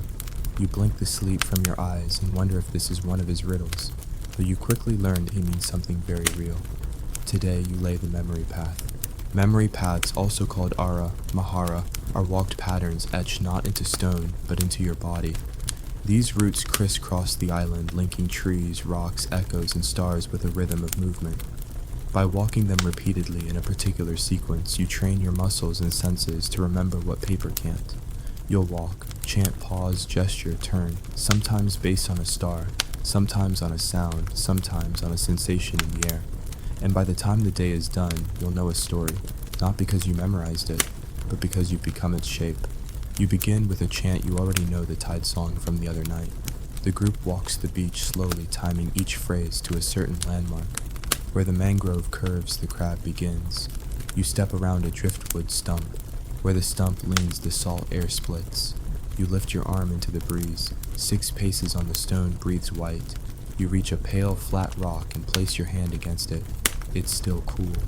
This is your punctuation mark. Mainstream historical fact. In Maori, navigation and storytelling knowledge was often embedded in landscape through physical journeys. A story wasn't only heard, it was walked. Certain tracks functioned as living libraries with each turn or landmark, cueing a verse, chant, or teaching. These memory paths helped young learners internalize not only information, but the timing and emotion that came with it. It wasn't passive, it was choreography. As you reach the midpoint of the path, the elder introduces something new, a silence marker. He stops the chant and points to a hollowed patch of earth between 2 weathered boulders. Here you say nothing, he says. Here the land tells its part. You nod and pass through slowly. And even though you don't speak, you feel the air hum with story. Maybe something sad or proud or just old. The wind moves a little differently here. Leaves rustle like whispers you're not meant to interrupt. Quirky tidbit. Some iwi are said to have used scent markers as part of their memory paths, planting fragrant herbs or using tree sap at specific points so that even the smell of a location could trigger the next part of the chant. A whiff of kawakawa might signal a story about healing. A burst of citrus, a story about loss. Scholars debate whether this was widespread or more localized, but the logic is clear. The more senses you engage, the more a story sticks. You continue on the chant, growing more complex. Some steps are half-length now. Some verses switch feet mid-line. At one point, the path veers unexpectedly inland, not because it's practical, but because that curve in the jungle is where a long-dead storyteller once stumbled and rewrote a verse to match the twist. The elder insists that's part of the tradition too. Even mistakes become rhythm, he says, especially if they're repeated often enough. You make a note to trip in the same spot next time. Historians still argue whether these paths were rigidly preserved or allowed to drift with time and interpretation. Some evidence suggests sacred paths had to be followed exactly every gesture at every pause, but other sources imply that creativity was welcomed, even expected, once the apprentice proved fluent in the original form. As usual, the truth probably lives somewhere in between. What matters more is the intent to honor, to remember, to connect. By late afternoon, your group is humming the entire memory path smoothly, feet landing in rhythm with the chant bodies pivoting in unison like dancers. But it doesn't feel rehearsed, it feels cellular, as if this chant now lives in your knees and elbows, not just your lips. When you return to camp, you're physically tired, but your mind is alert, buzzing, almost exhilarated. You've added a story to your body, and no wind or rain can take it away. That night around the fire, you hear someone humming the path song in their sleep. Just a low murmur, a half-verse repeated under their breath. You don't wake them. You just smile because you know the same thing is probably happening to you. Somewhere inside your feet are still walking. Your arms are still turning at the stump. Your breath is still pausing at the silence marker. You close your eyes and the map unfolds again, one that isn't drawn in ink or charcoal, but in footprints and pauses and pulse. You dream not of paper, but of places, of paths that only exist when you walk them. And tonight, you walk them again. You wake with a hum in your chest the way you might after a long day of swimming. Sore in strange places, but oddly weightless. The sun is slower today, as if it too needs a moment to remember how to rise. You sit up, brush the dew from your arms, and look around to see others already stretching, rubbing their temples, smiling faintly at nothing. The elder says nothing yet. He just points to the horizon, and that's when you notice the stars are still barely visible, faint against the dawn, like ghosts that haven't been told to leave yet. Today, you'll learn to speak the sky in layers. There's the chant for navigation, yes, you've already practiced that, but then there's the chant for weather, the chant for planning, the chant for grief, the chant for healing, and the chant for remembering someone you lost before they ever had a name. They all use the same stars, the same constellations, but they wrap around them like vines on a trellis, different flowers blooming from the same wooden frame. You begin with Te Waka o Tama Rereti, the canoe-shaped cluster most cultures call the Milky Way. In Maori lore, the celestial canoe was placed in the sky by Tama Rereti himself to light the world of the living, but today you're told it's not just a canoe, it's also a ledger. Each bright star along the waka is a point of reference not only for sailing, but for storytelling. Some elders say each one holds a different memory waiting to be sung awake. So you sit, breathe, and listen as the elder begins to sing not loud, but steady, like oars against water. Mainstream historical fact, Maori star knowledge, especially that of the Tohunga Kokorangi, star lore experts, was deeply embedded in seasonal cycles and passed down through complex oral systems. These star chants weren't abstract, each line correlated to planting times, fishing patterns, and the sacred timing of rituals. For instance, when Matariki the Pleiades first appeared in the pre-dawn sky, it signaled the Maori New Year and dictated everything from crop decisions to mourning ceremonies. But the elder isn't giving you the planting chant. He's giving you the memory chant, the one used to recall those lost at sea. It begins with a line that sounds simple. Hitoka itamona, hingaru itarangi, a rock in the ocean, a wave in the sky. And then it deepens, layering metaphors like bark on a tree. Each verse is timed to the movement of a finger across the sky. You follow his hand, watching as it traces each star in the canoe, as if unlocking doors with each name. Quirky tidbit. One of the lesser-known customs involves placing small bundles of woven flax near sleeping children during certain star alignments, especially when Wanui Vega appeared directly overhead. The flax was meant to catch dreams that drifted too far, especially if the child had recently lost a parent. Elders believed some stars carried messages from the departed, and dreams during these alignments were to be listened to closely, even transcribed into chant the next day. That's how some lullabies were born from dreams that wandered into the wrong sky and got gently coaxed home. You practice singing the chant back softly at first. Your voice wavers, but the elder doesn't correct you. He lets the mistakes blend into the rhythm like pebbles in a stream, noticeable but not disruptive. After the second repetition, something clicks. The phrasing falls into place. Your breathing syncs with the stars you're pointing at, and you realize it isn't about memorizing the words. It's about placing them, like stones in a cairn, each one solid, each one seen. Historians still argue whether all iwi shared the same chant structures or invented them independently. Some star maps found in oral histories across the Pacific show uncanny similarities, suggesting a shared ancestral template. Others point to vast regional differences in terminology, rhythm, and interpretation.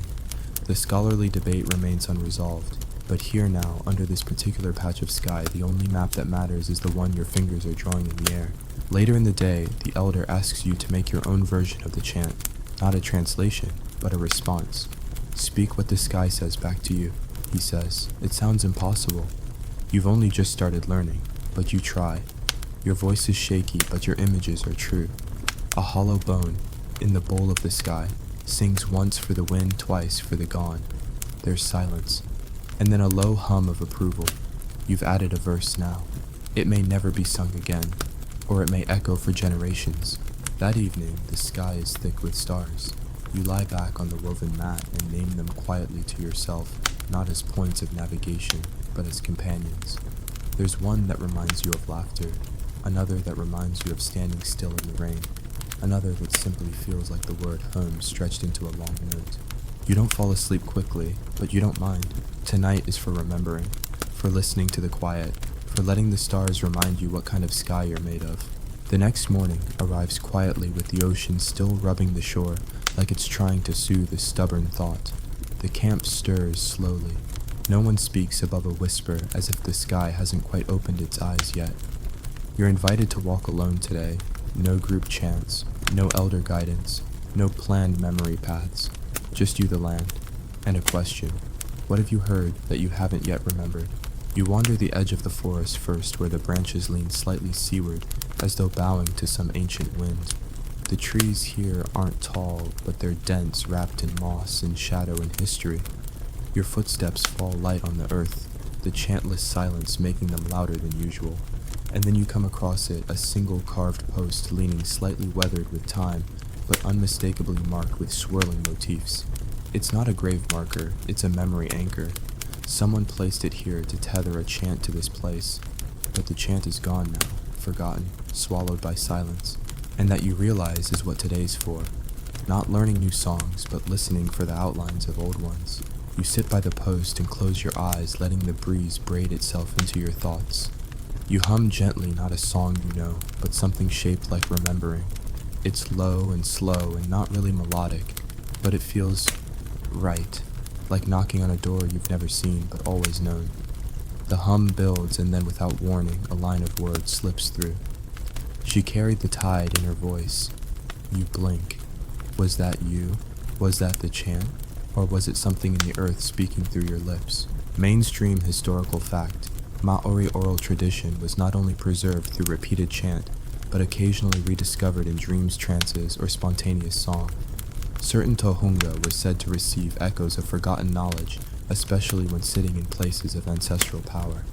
These spontaneous verses weren't always considered canon, but they were respected, often recorded, repeated, and tested against other known chants.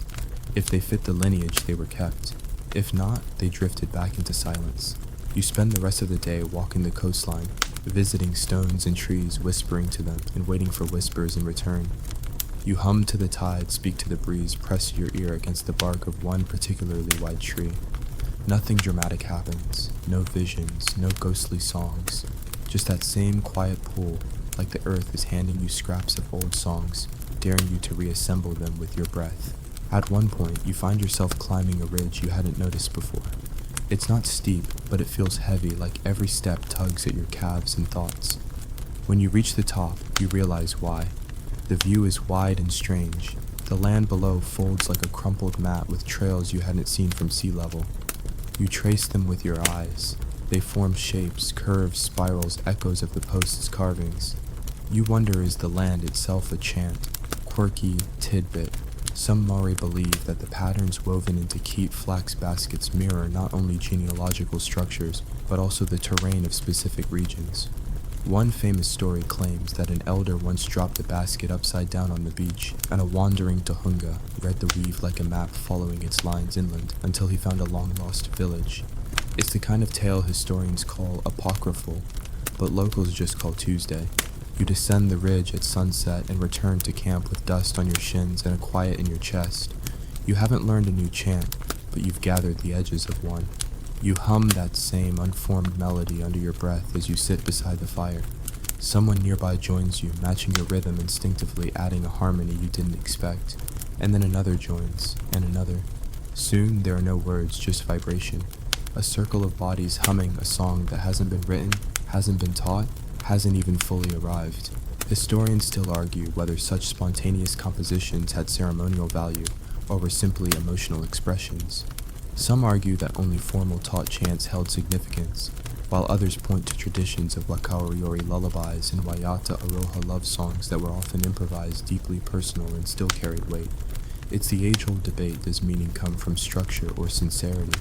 As the fire cracks and the stars settle into their places above, you feel a different kind of learning, settling in your bones. Not academic, not performative, just familiar. Like being reminded of a name you never knew you forgot. Tonight you don't rehearse, you don't study. You simply listen to the quiet, to your own breath, to the half-formed lines that flutter at the edge of sleep. And somewhere between heartbeats, you realize something lovely. Maybe you don't need to remember the whole song. Maybe it's enough to carry the rhythm until someone else finds the rest. The next morning arrives before the birds do, ushered in by that peculiar hush that only exists when the world hasn't quite committed to being awake yet. The sky is a smear of slate blue, and the ocean holds its breath in stillness. The elder greets you with a single word, haer, and begins walking inland, not toward the coastline or the memory stones, but into the hills. You follow silently, unsure what's waiting there, but certain that your feet know the way even if your mind doesn't. The climb is slow, deliberate. At one point you cross a stream whose waters are so cold, they bite the soles of your feet like tiny laughing fish. At another, the path narrows to a twist between tall ferns that lean overhead like cathedral arches. When you finally crest the rise, you see it a clearing ringed with weathered stumps, each one carved into a rough seat.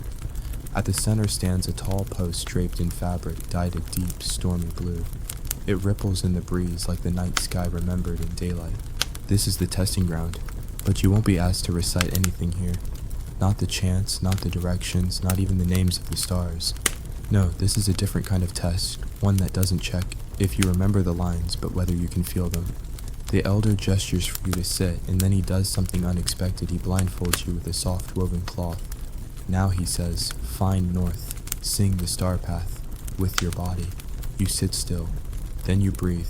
You listen to the wind, to the rustle of trees, to the subtle shift of warmth on your skin. And slowly you begin to move, not walking, not crawling, but turning. Your shoulders square, your feet plant. You lift one arm, then the other, in a sequence that mimics the chant for Te Waka o Tama Rereti. Not the words, just the rhythm. You hum, you sway, and something clicks inside you like the tumblers in an ancient lock. The clearing falls away and you are back on the sea, your feet planted in a canoe, your body aligned with something bigger than language. Mainstream historical fact. Traditional Maori navigators were trained not just in visual cues, but in embodied orientation. They learned to recognize cardinal directions using the sun's warmth, the feel of prevailing winds, the scent of salt, and even the inclination of their inner ear. Navigational chants were often accompanied by movement, and many Tohunga could align themselves to celestial bearings without ever seeing the sky. You keep humming. The elder circles you silently, his footsteps barely audible. At one point he taps your shoulder and you change direction instinctively, pivoting to follow a new line, one you sense more than know. When he finally removes the blindfold, you're facing east, directly into the rising sun. He nods, not a big nod, just enough. You pass not because you are perfect, but because you remembered in the right language, the one without words. Quirky tidbit. In some rare cases, navigators in training were said to be spun in circles while blindfolded and asked to sing the chant backward to find their inner compass. The goal wasn't disorientation, it was calibration. One old story tells of a boy who, after getting dizzy and falling, lay flat on the ground and simply breathed until he felt north. That boy later became a master navigator, though he also insisted that lying down was underrated. After your test, you rest on one of the stumps. The elder sits beside you and pulls out a small gourd filled with sweetened water. You drink, then listen as he hums a lullaby, soft, slow, barely formed. It's not a song of stars, it's a song of breath. He tells you the chant is for recovering from forgetting. Even great singers lose the thread, he says. So we have a chant for coming back. Historians still argue whether such resilience chants existed formally or were improvised comfort songs. Some believe they were passed secretly from elder to elder, never sung in public. Others say they were personal, evolving with each generation, but everyone agrees on this. The act of singing your way out of confusion matters more than the exact notes. It's about rhythm, not perfection, motion, not memory. You walk back to camp in silence, blindfold tucked into your belt like a badge. You don't need to speak. The others can see in your gait that something shifted, that your compass no longer lives in your hand but in your ribs, that you can hum your way through a storm now, that you trust your voice to remember even when your brain stutters. That night, as the stars come out, no one sings, not out loud anyway, but you can feel it in the way bodies sway slightly around the fire, in the way eyes tilt upward, in the way fingers trace invisible constellations on their knees. It's enough. Some songs don't need sound to be heard, and as you lay down the chant for returning, short and quiet and half-formed plays in your chest like a heartbeat. Not loud, but steady. This morning the island smells different, less of salt and more of smoke and wet bark. The tide has pulled far back, revealing jagged stones you hadn't seen before, slick with sea moss and the shimmer of early sun. The elders gather earlier than usual and their mood is lighter. Someone's brought a carved drum and someone else carries a bundle wrapped in red flax. You already know what that means. Today is the long chant, the one that names the lineage of stars from the very first lights to the ones that haven't yet been born. But before the chant there's a hush, a wide silence like the kind right before a blessing or a storm. The elder unwraps the flax bundle and reveals what's inside: a single long toko, a carved orator's staff. It's smoothed with age, dark as rain-polished earth, and lined with spirals that wind and split and braid themselves into one another. This is not a tool for walking, it's a memory spine. Each groove, each notch, each twist marks a turn in the story. The elder passes it to you. It's lighter than you expected, but it carries weight all the same. You begin walking slowly, staff in hand, as the others form a semicircle around you. This is your turn. Your voice starts quiet, almost unsure, but the chant takes shape. Quickly, familiar lived in, something your tongue knows better than your brain. You name the first star, then the second, then the third. Each one is followed by a gesture, a sweep of the staff, a nod of the head, a pivot of your heel. These movements aren't decorative. They are memory. They are punctuation. You've entered the long chant's choreography, and it's carrying you now. Mainstream historical fact, Maori waka tauka, proverbs waka papa, genealogy, and star lore were often recited together in layered oral formats. Some of these chants could last for hours with names cascading down like waterfalls, each ancestor linked to a season, a constellation, or a natural element. The toka toka wasn't just a prop. It was often passed from speaker to speaker during ceremonial oratory to signal both respect and continuity. Speaking without one was like singing without breath. The chant winds on. You find yourself describing constellations you haven't studied but which feel familiar. You sing of Te Tai o Pipiri, of Wakahu Kera Kera, of the lovers who chase each other across the night sky in a cycle of light and shadow. You include pauses where breath should be held, where grief lingers, where a name is too old to translate, but too sacred to forget. At one point your hand shakes, but not from fear, from awe. You are not making up this chant. You are remembering something you didn't know you knew. Quirky tidbit. There's an old story that claims one Tahunga got halfway through the long chant before realizing he had reversed 2 star names. In a panic, he tapped the ground 3 times with his staff and declared that from now on, those stars had switched places in the sky to match his error. Whether it was cosmic coincidence or clever improvisation, the stars in question are still sometimes referred to by both names depending on which coast you ask. As the final verse begins, you feel a shift, not in the chant, but in yourself. The words now flow without effort, like water through a carved channel. You stop thinking about syllables. You just move, speak, breathe. When it ends, you press the staff to the ground and let your forehead rest lightly against it. The semicircle around you is silent, then hum softly, approval, recognition, perhaps even a little surprise. The chant has been remembered, the song is intact. Historians still argue whether all of the long chants were purely historical or partially mythological. Some scholars suggest that certain names and stars were symbolic metaphors for natural events or values, rather than literal ancestors. Others argue they were both simultaneously genealogical and poetic, scientific and spiritual. In Maori, thought dualities are not contradictions, they are completeness. That night, the staff is returned to its bundle and stored beneath the elder's sleeping mat, a gesture of reverence. You lie under the stars that now feel less like decoration and more like extended family. You know their names, their shapes, their places in the chant, but more importantly, you know how they move through you through your breath, your arms, your memory. You fall asleep with a line from the chant still echoing. We are shaped by those who shine and those who left no light, and somewhere inside you know that tomorrow, when you rise again, your steps will fall differently, not heavier, just fuller. The following day unfolds not with a ritual, but with rain, a slow, deliberate drizzle that seeps into the soil and beads along your eyelashes.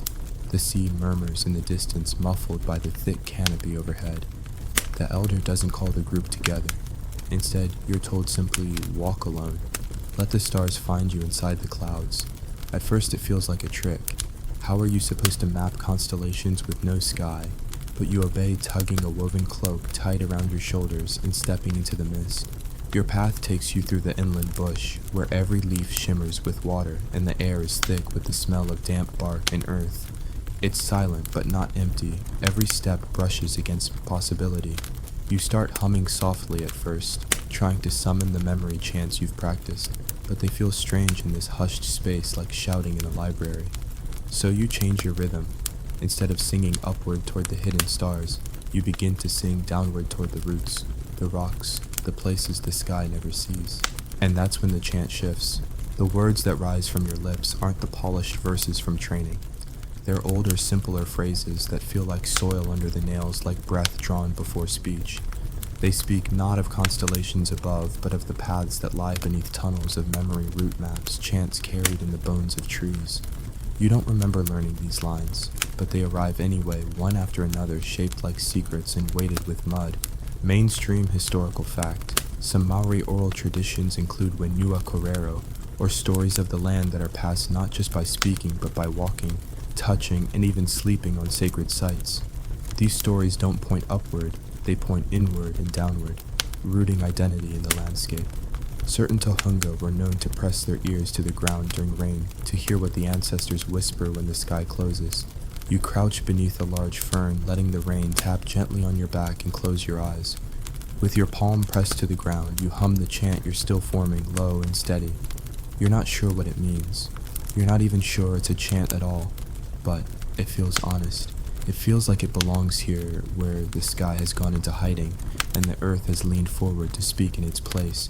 Quirky tidbit.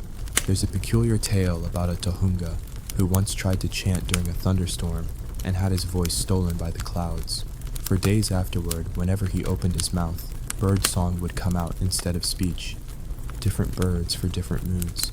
Eventually, after burying his feet in the soil for 3 nights straight, he was able to sing human again.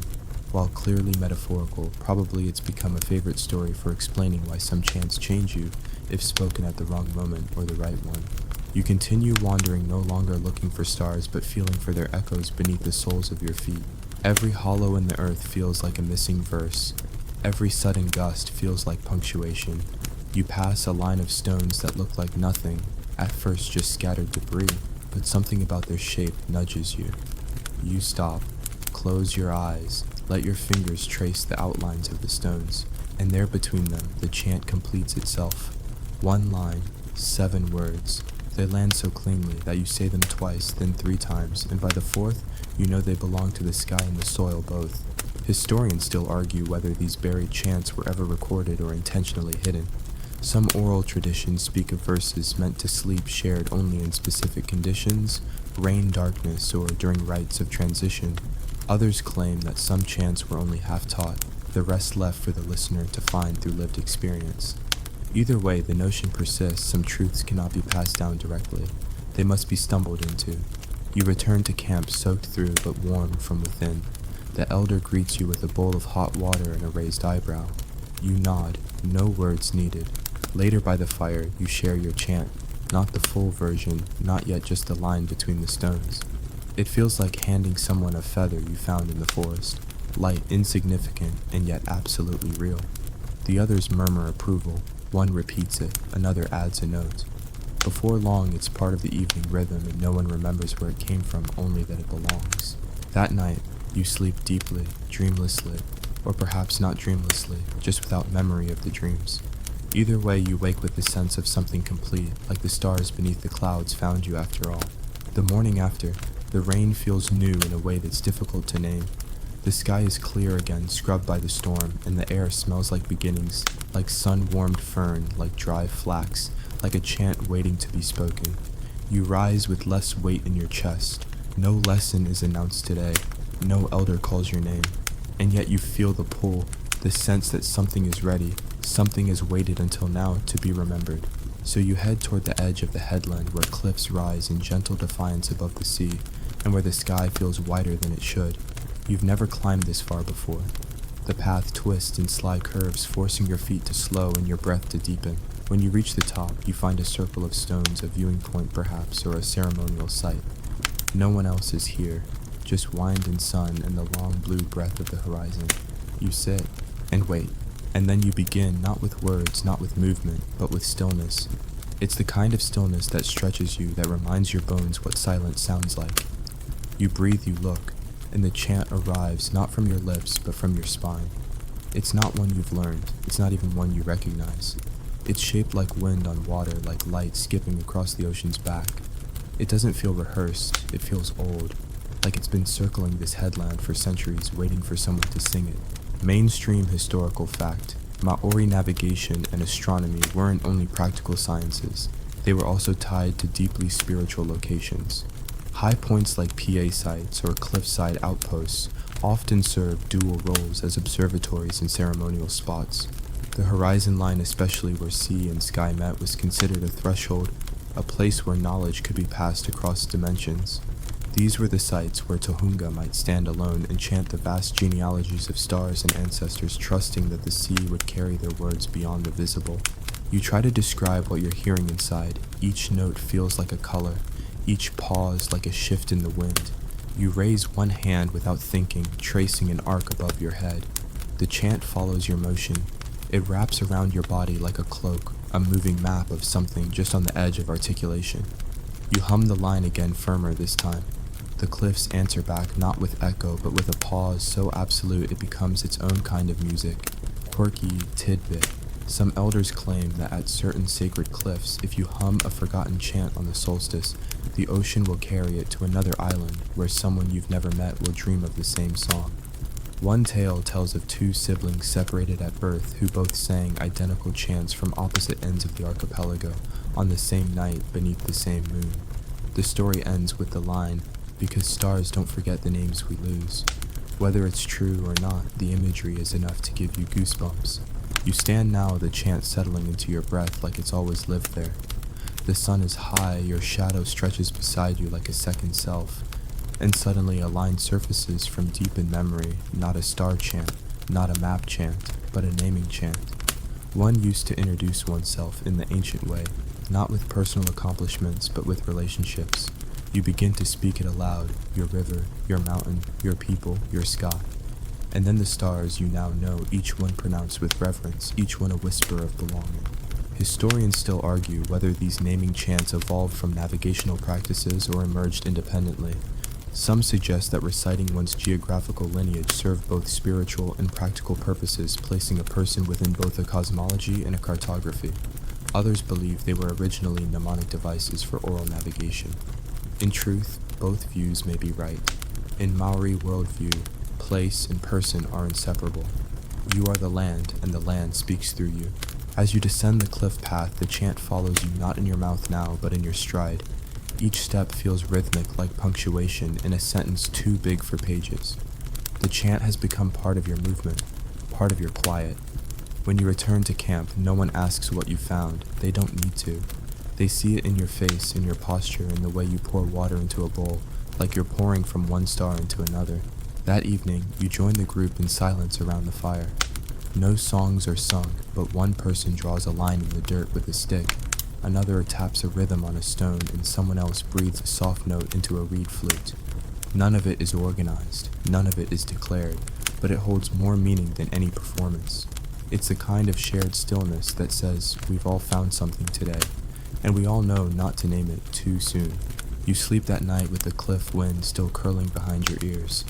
And just before drifting off, you whisper your naming chant one more time, not for anyone to hear, just to remind the sky who you are. The morning breaks with a hush so soft it almost startles you. There are no seabirds calling, no chatter by the fire pit, only the gentle hush of waves lapping the shore as if the ocean itself is trying to listen. Something is different. You feel it before you know it.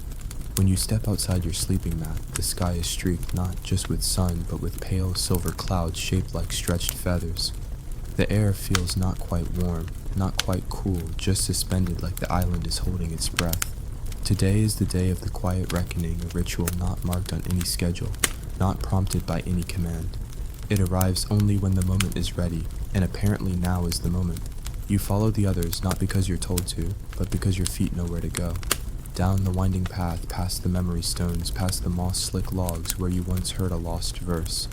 The group gathers not in a circle this time, but in a line facing east where the morning sun filters through mist. No one speaks. Each person holds a small object, a token, a fragment, a memory given shape. Some carry pebbles, others a knot of dried flax. One person holds an old shell worn smooth as moonlight.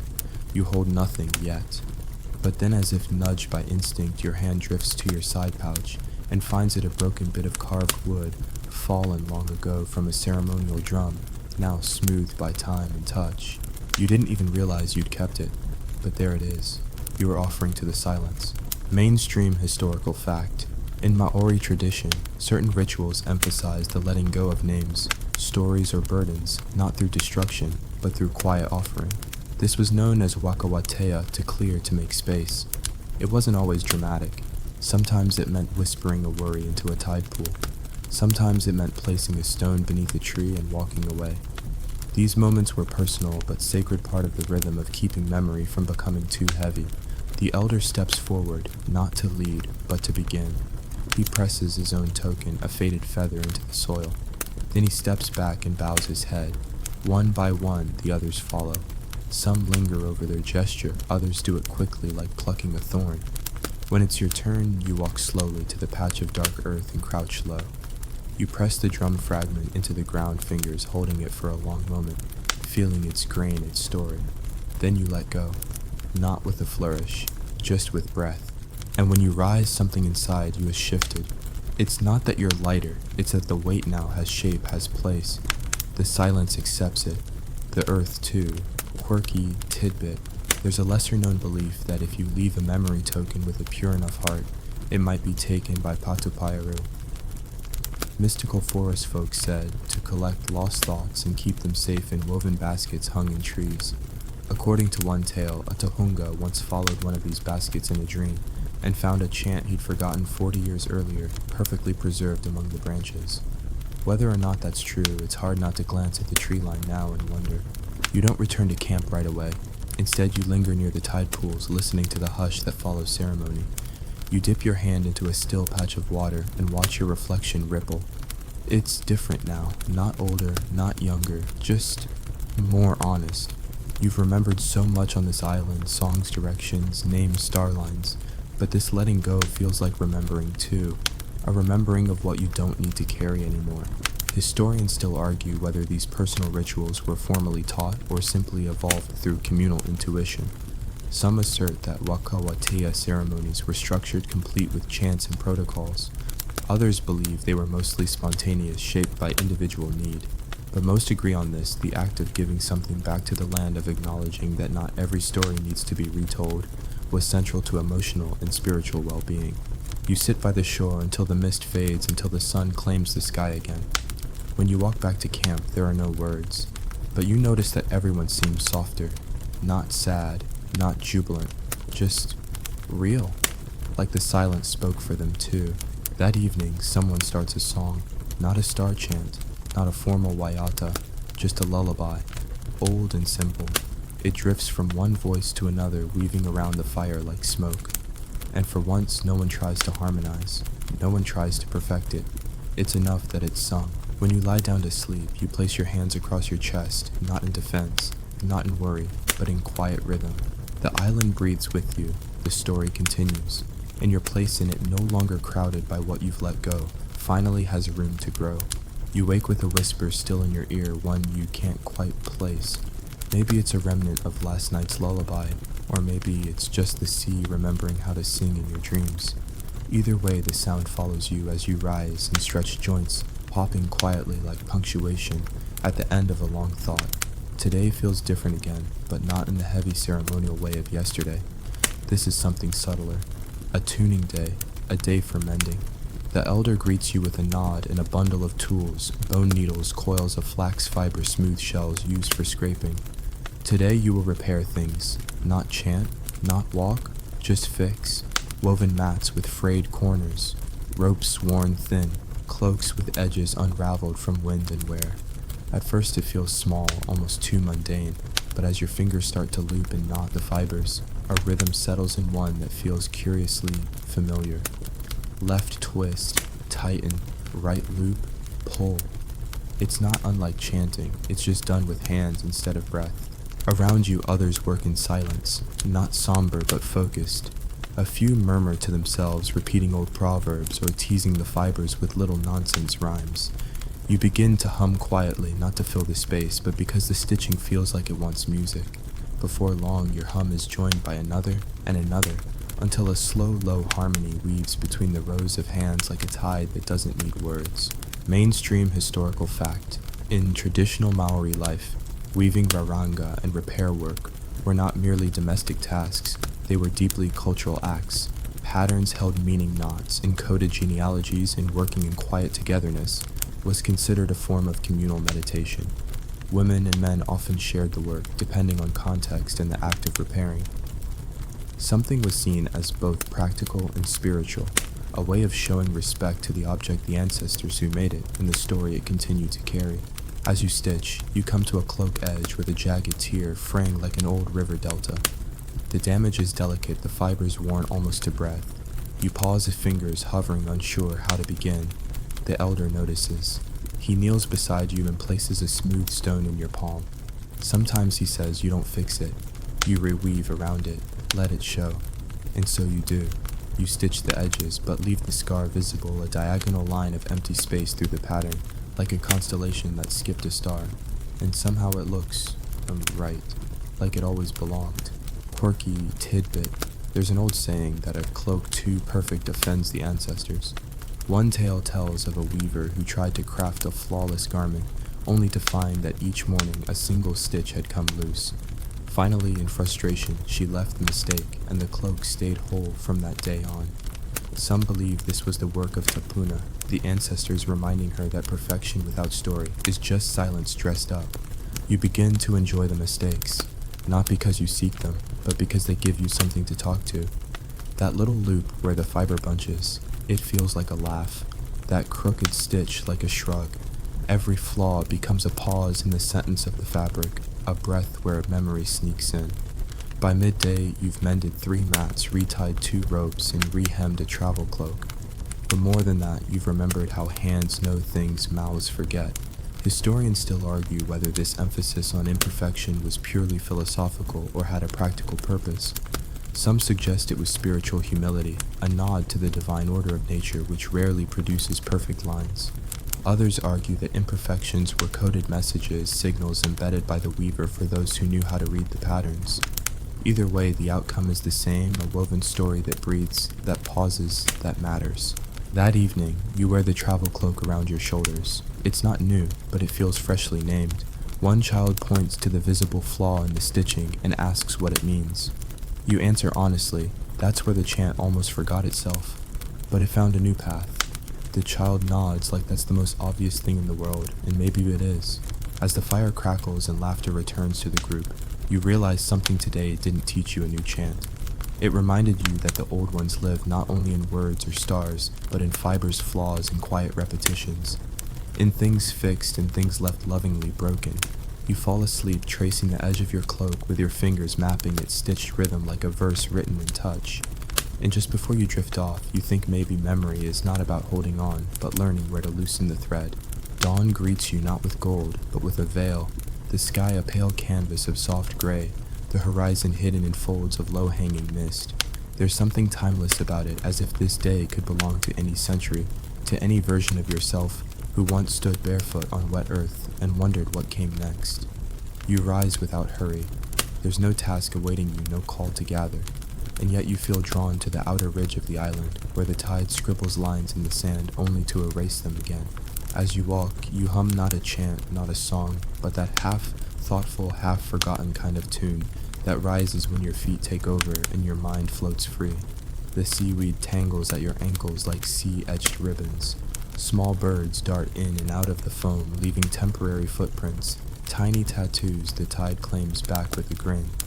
You stop now, and then not for any reason, just to feel the weight of the stillness settle around your shoulders like a woolen cloak. Ahead, you spot something new, a line of upright stones half submerged in sand and surf. They curve just slightly like the spine of a sleeping sea creature. You kneel beside them, brushing your fingers across the surface. Not sharp, not smoothed entirely by time either. Carvings just faint enough to be missed unless you already know how to look. Not words, but star lines. A celestial path. Someone's chant made solid. Mainstream historical fact. On some Pacific islands, including parts of Aotearoa, certain star maps were carved into stone or traced in sand to aid in navigation training. These weren't permanent fixtures, many were erased by tides, time, or ceremony. But a few deeply embedded in stone or cliff survive as echoes of the mnemonic devices once used to teach navigators how to read the sky by feel. They work like tactile verses, each groove a name, each cluster a direction, each worn hollow a pause for memory. You trace the pattern slowly, letting your fingertips follow the dips and rises like they're trailing along the edge of a song. You don't try to decipher it, just to absorb it, to feel where the chant settles in your body. A step to the left, a breath, a tilt of the chin. Without realizing, you've aligned yourself with it, standing in the exact posture some long-forgotten star mapper once took body, turning instinctively toward a constellation that may no longer rise in that part of the sky. Quirky tidbit: some old tales say that these stone maps were occasionally sung into place. That is, a tohunga would chant while apprentices poured water on the rocks, so the carvings would shimmer and reveal the correct sequence only while wet. In one story, a cheeky student tried to carve a fake line hoping to fool a younger apprentice. The tohunga caught him instantly, not by sight but by sound. This line, he said, sings false. The fake groove was erased that very day, and the student tasked with reciting every star's name before breakfast for a month. Harsh, but memorable. You sit with the stones a long time. You don't chant, you don't speak. You just rest your palm on their surface and let their story breathe through yours. Somewhere far off you can hear laughter, a splash, the gentle clatter of cooking pots. But here all is still, a sacred stillness shaped like a forgotten verse you're almost ready to remember. Historians still argue whether these physical maps were central to training or supplemental to oral chants. Some say they were used only with novices, later abandoned once the memory work became internal. Others insist the maps remained vital even for master navigators as calibration's tools, reminders that no one, no matter how skilled, charts the cosmos alone. And a few whisper that certain maps weren't maps at all, but offerings, inscriptions left by those who gave up their own journeys so others might find their way. Eventually you rise and offer a small shell to the stones. Not a grand gesture, just a token, a nod of thanks. As you walk back toward camp, the tide begins to rise again, licking at the carvings. Soon they'll vanish beneath the sea until the sky and the student is ready once more. That night you lie with your hands folded over your chest, and in the quiet before sleep, you whisper not a chant but a question. Not to the sky, not to the earth, but to the map you now carry in your body. And though there is no reply, you feel the answer settle in your breath like a groove in stone. You awaken to the hush of preparation, not the rustle of morning chores. There's a sense of waiting in the air, not anxious, not urgent, just a shared understanding that today matters. It's the final evening before your departure, and though no one speaks of it directly, you can feel the gathering weight of it in the way cloaks are brushed free of dust and how the firewood is stacked more neatly, and in the way eyes linger on the stars that still cling to the morning sky. You're not sad, not yet, though your body has already begun storing the sound of each footstep and the texture of each glance the way one does when memory starts to pre-record its own nostalgia. After breakfast, you're handed a bundle wrapped in bark cloth and tied with woven cord. It's light and it smells like ash and lavender. Inside is your kit, your learner's basket, woven from flax and marked with the small signature of your teacher. It holds tokens from your time here, a shell, a smoothed pebble, a slip of carved bone, and a single feather white with a streak of gray through the center. These aren't prizes, they're not even tools. They're echoes. Echoes of chants sung, of maps traced in breath, of nights spent talking to the sky with your spine more than your mouth. The day is spent not in ritual but in shared tasks, cutting food, braiding ropes, sweeping trails. Simple acts, but each one feels ceremonial, in the way your hands move slower, more deliberately, as if trying to leave a trace on everything you touch. Around midday, the elder pulls you aside and hands you a reed flute, not newly made, but clearly repaired more than once. Sing through it, he says, when your voice forgets how. Mainstream historical fact: Maori instruments like the kawawa short flute weren't just musical tools. They were used in chants, laments, and sometimes as vessels for memory. In some traditions, it's believed that certain flutes retain the sound of their past players, and when played under the right conditions will echo the melody of a forgotten song. These flutes weren't mass-produced. Many were gifted carved from bone or wood with personal inscriptions and given during rites of passage. You take the flute gently. It's light, but holding it feels like cradling a sentence. That evening, as the sun sinks low and the first stars blink open like cautious eyes, you stand with the others around the fire one last time. But this fire burns smaller, not for show, but for warmth. The circle is quiet, no performances, no farewells. Just a passing of sound from one hand to another, a drum beat. Here a sung name, there a line of a chant whispered into the dark. You raise the flute and play, not loud, not complex, just a simple melody that follows the path of your breath. It wavers at first, then steadies, and then halfway through, changes direction entirely. You don't know where the new notes come from. They arrive like rain, uninvited, gentle, perfect. The group doesn't react outwardly, but you can feel the shift. Someone breathes deeper, someone else nods once, slowly, and when the last note fades, it's replaced not with applause, but with silence, the good kind, the kind that accepts. Quirky tidbit. There's a story of a boy who played a chant on a flute that called fish to the shore, not for eating, but for listening. For hours the fish bobbed quietly at the surface, their silver scales flashing like starlight. When the boy stopped, the fish scattered, and he never played again. His village called him the tide's whisperer. Some say he lives still on an island that only appears when the moon forgets its name. Later that night, lying on your mat, you find yourself tracing the finger-worn spot on the flute again and again. You're not afraid of leaving, but you are open, unarmored in a way you didn't know you could be. You feel like a shell turned right side up, finally ready to hold the ocean again. Historians still argue whether these musical rites were intended to preserve information or simply to preserve emotion. Was the song itself important, or was it the feeling it conjured in those who heard it? Some believe it was both a merging of data and dream, a map that could only be read by those willing to feel as much as they remembered. As sleep pulls at the edges of your thoughts, you hum the melody one last time so soft it doesn't even reach your lips. The stars overhead do not answer, but they listen. And in this quiet, you finally understand not every chant is meant to be remembered.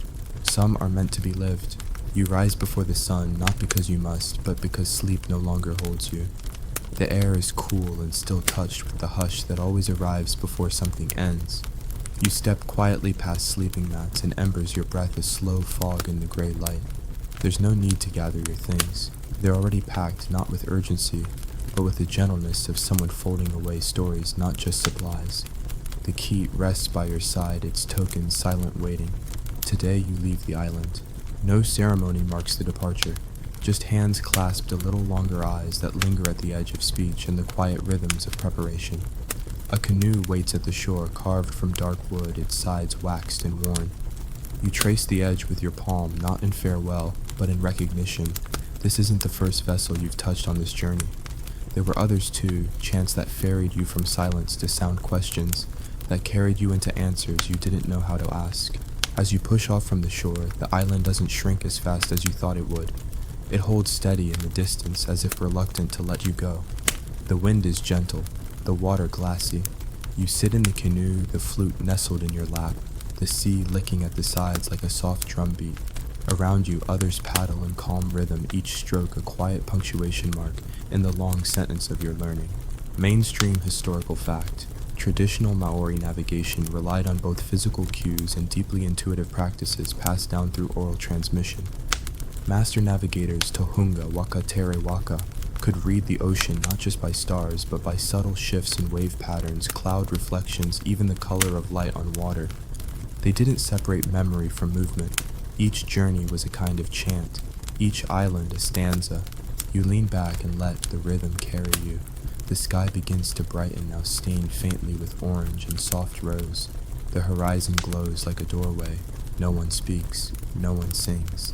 But in the silence you begin to hear it, the chant of movement, the whisper of water against wood, the low hum of memory lining up like stars.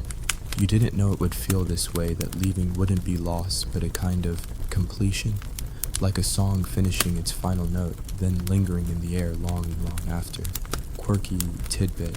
According to one poetic belief, some waka canoes carry within their hulls the voices of every passenger who's ever crossed a passage. That if you lean close enough with the right kind of ear, you can hear layers of laughter song and quiet weeping echoing faintly inside the timber. Some young paddlers are told never to sing too loudly lest they wake the old voices all at once. You test it now, gently resting your ear to the side of the canoe. And though there's no clear voice, there is warmth, resonance, a presence that feels like a nod. The sun crests at last, a slow burn rising over the sea, and in that golden moment you finally look back. The island is still there, smaller, yes, but not diminished.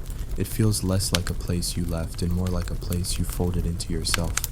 You carry its chants now, its quiets, its contradictions. You carry the cliff winds and the scarred cloaks, the stone maps and the star names, the taste of salt and moonlight, and the rhythm of flutes sung from bone. Historians still argue whether the transmission of chant knowledge could survive outside the original landscape. Some claim that the land, the stars, and the sea form a triad of learning that must remain physically bound. Others suggest that memory, when properly held and sung, can make anywhere a sacred classroom. But there's growing agreement that what matters most is not where the chant is spoken, but how it's carried. You don't wave goodbye. You don't need to. Instead, you close your eyes, take a long breath, and murmur to no one and everyone I remember. Not as a promise, not as a burden, but as a blessing.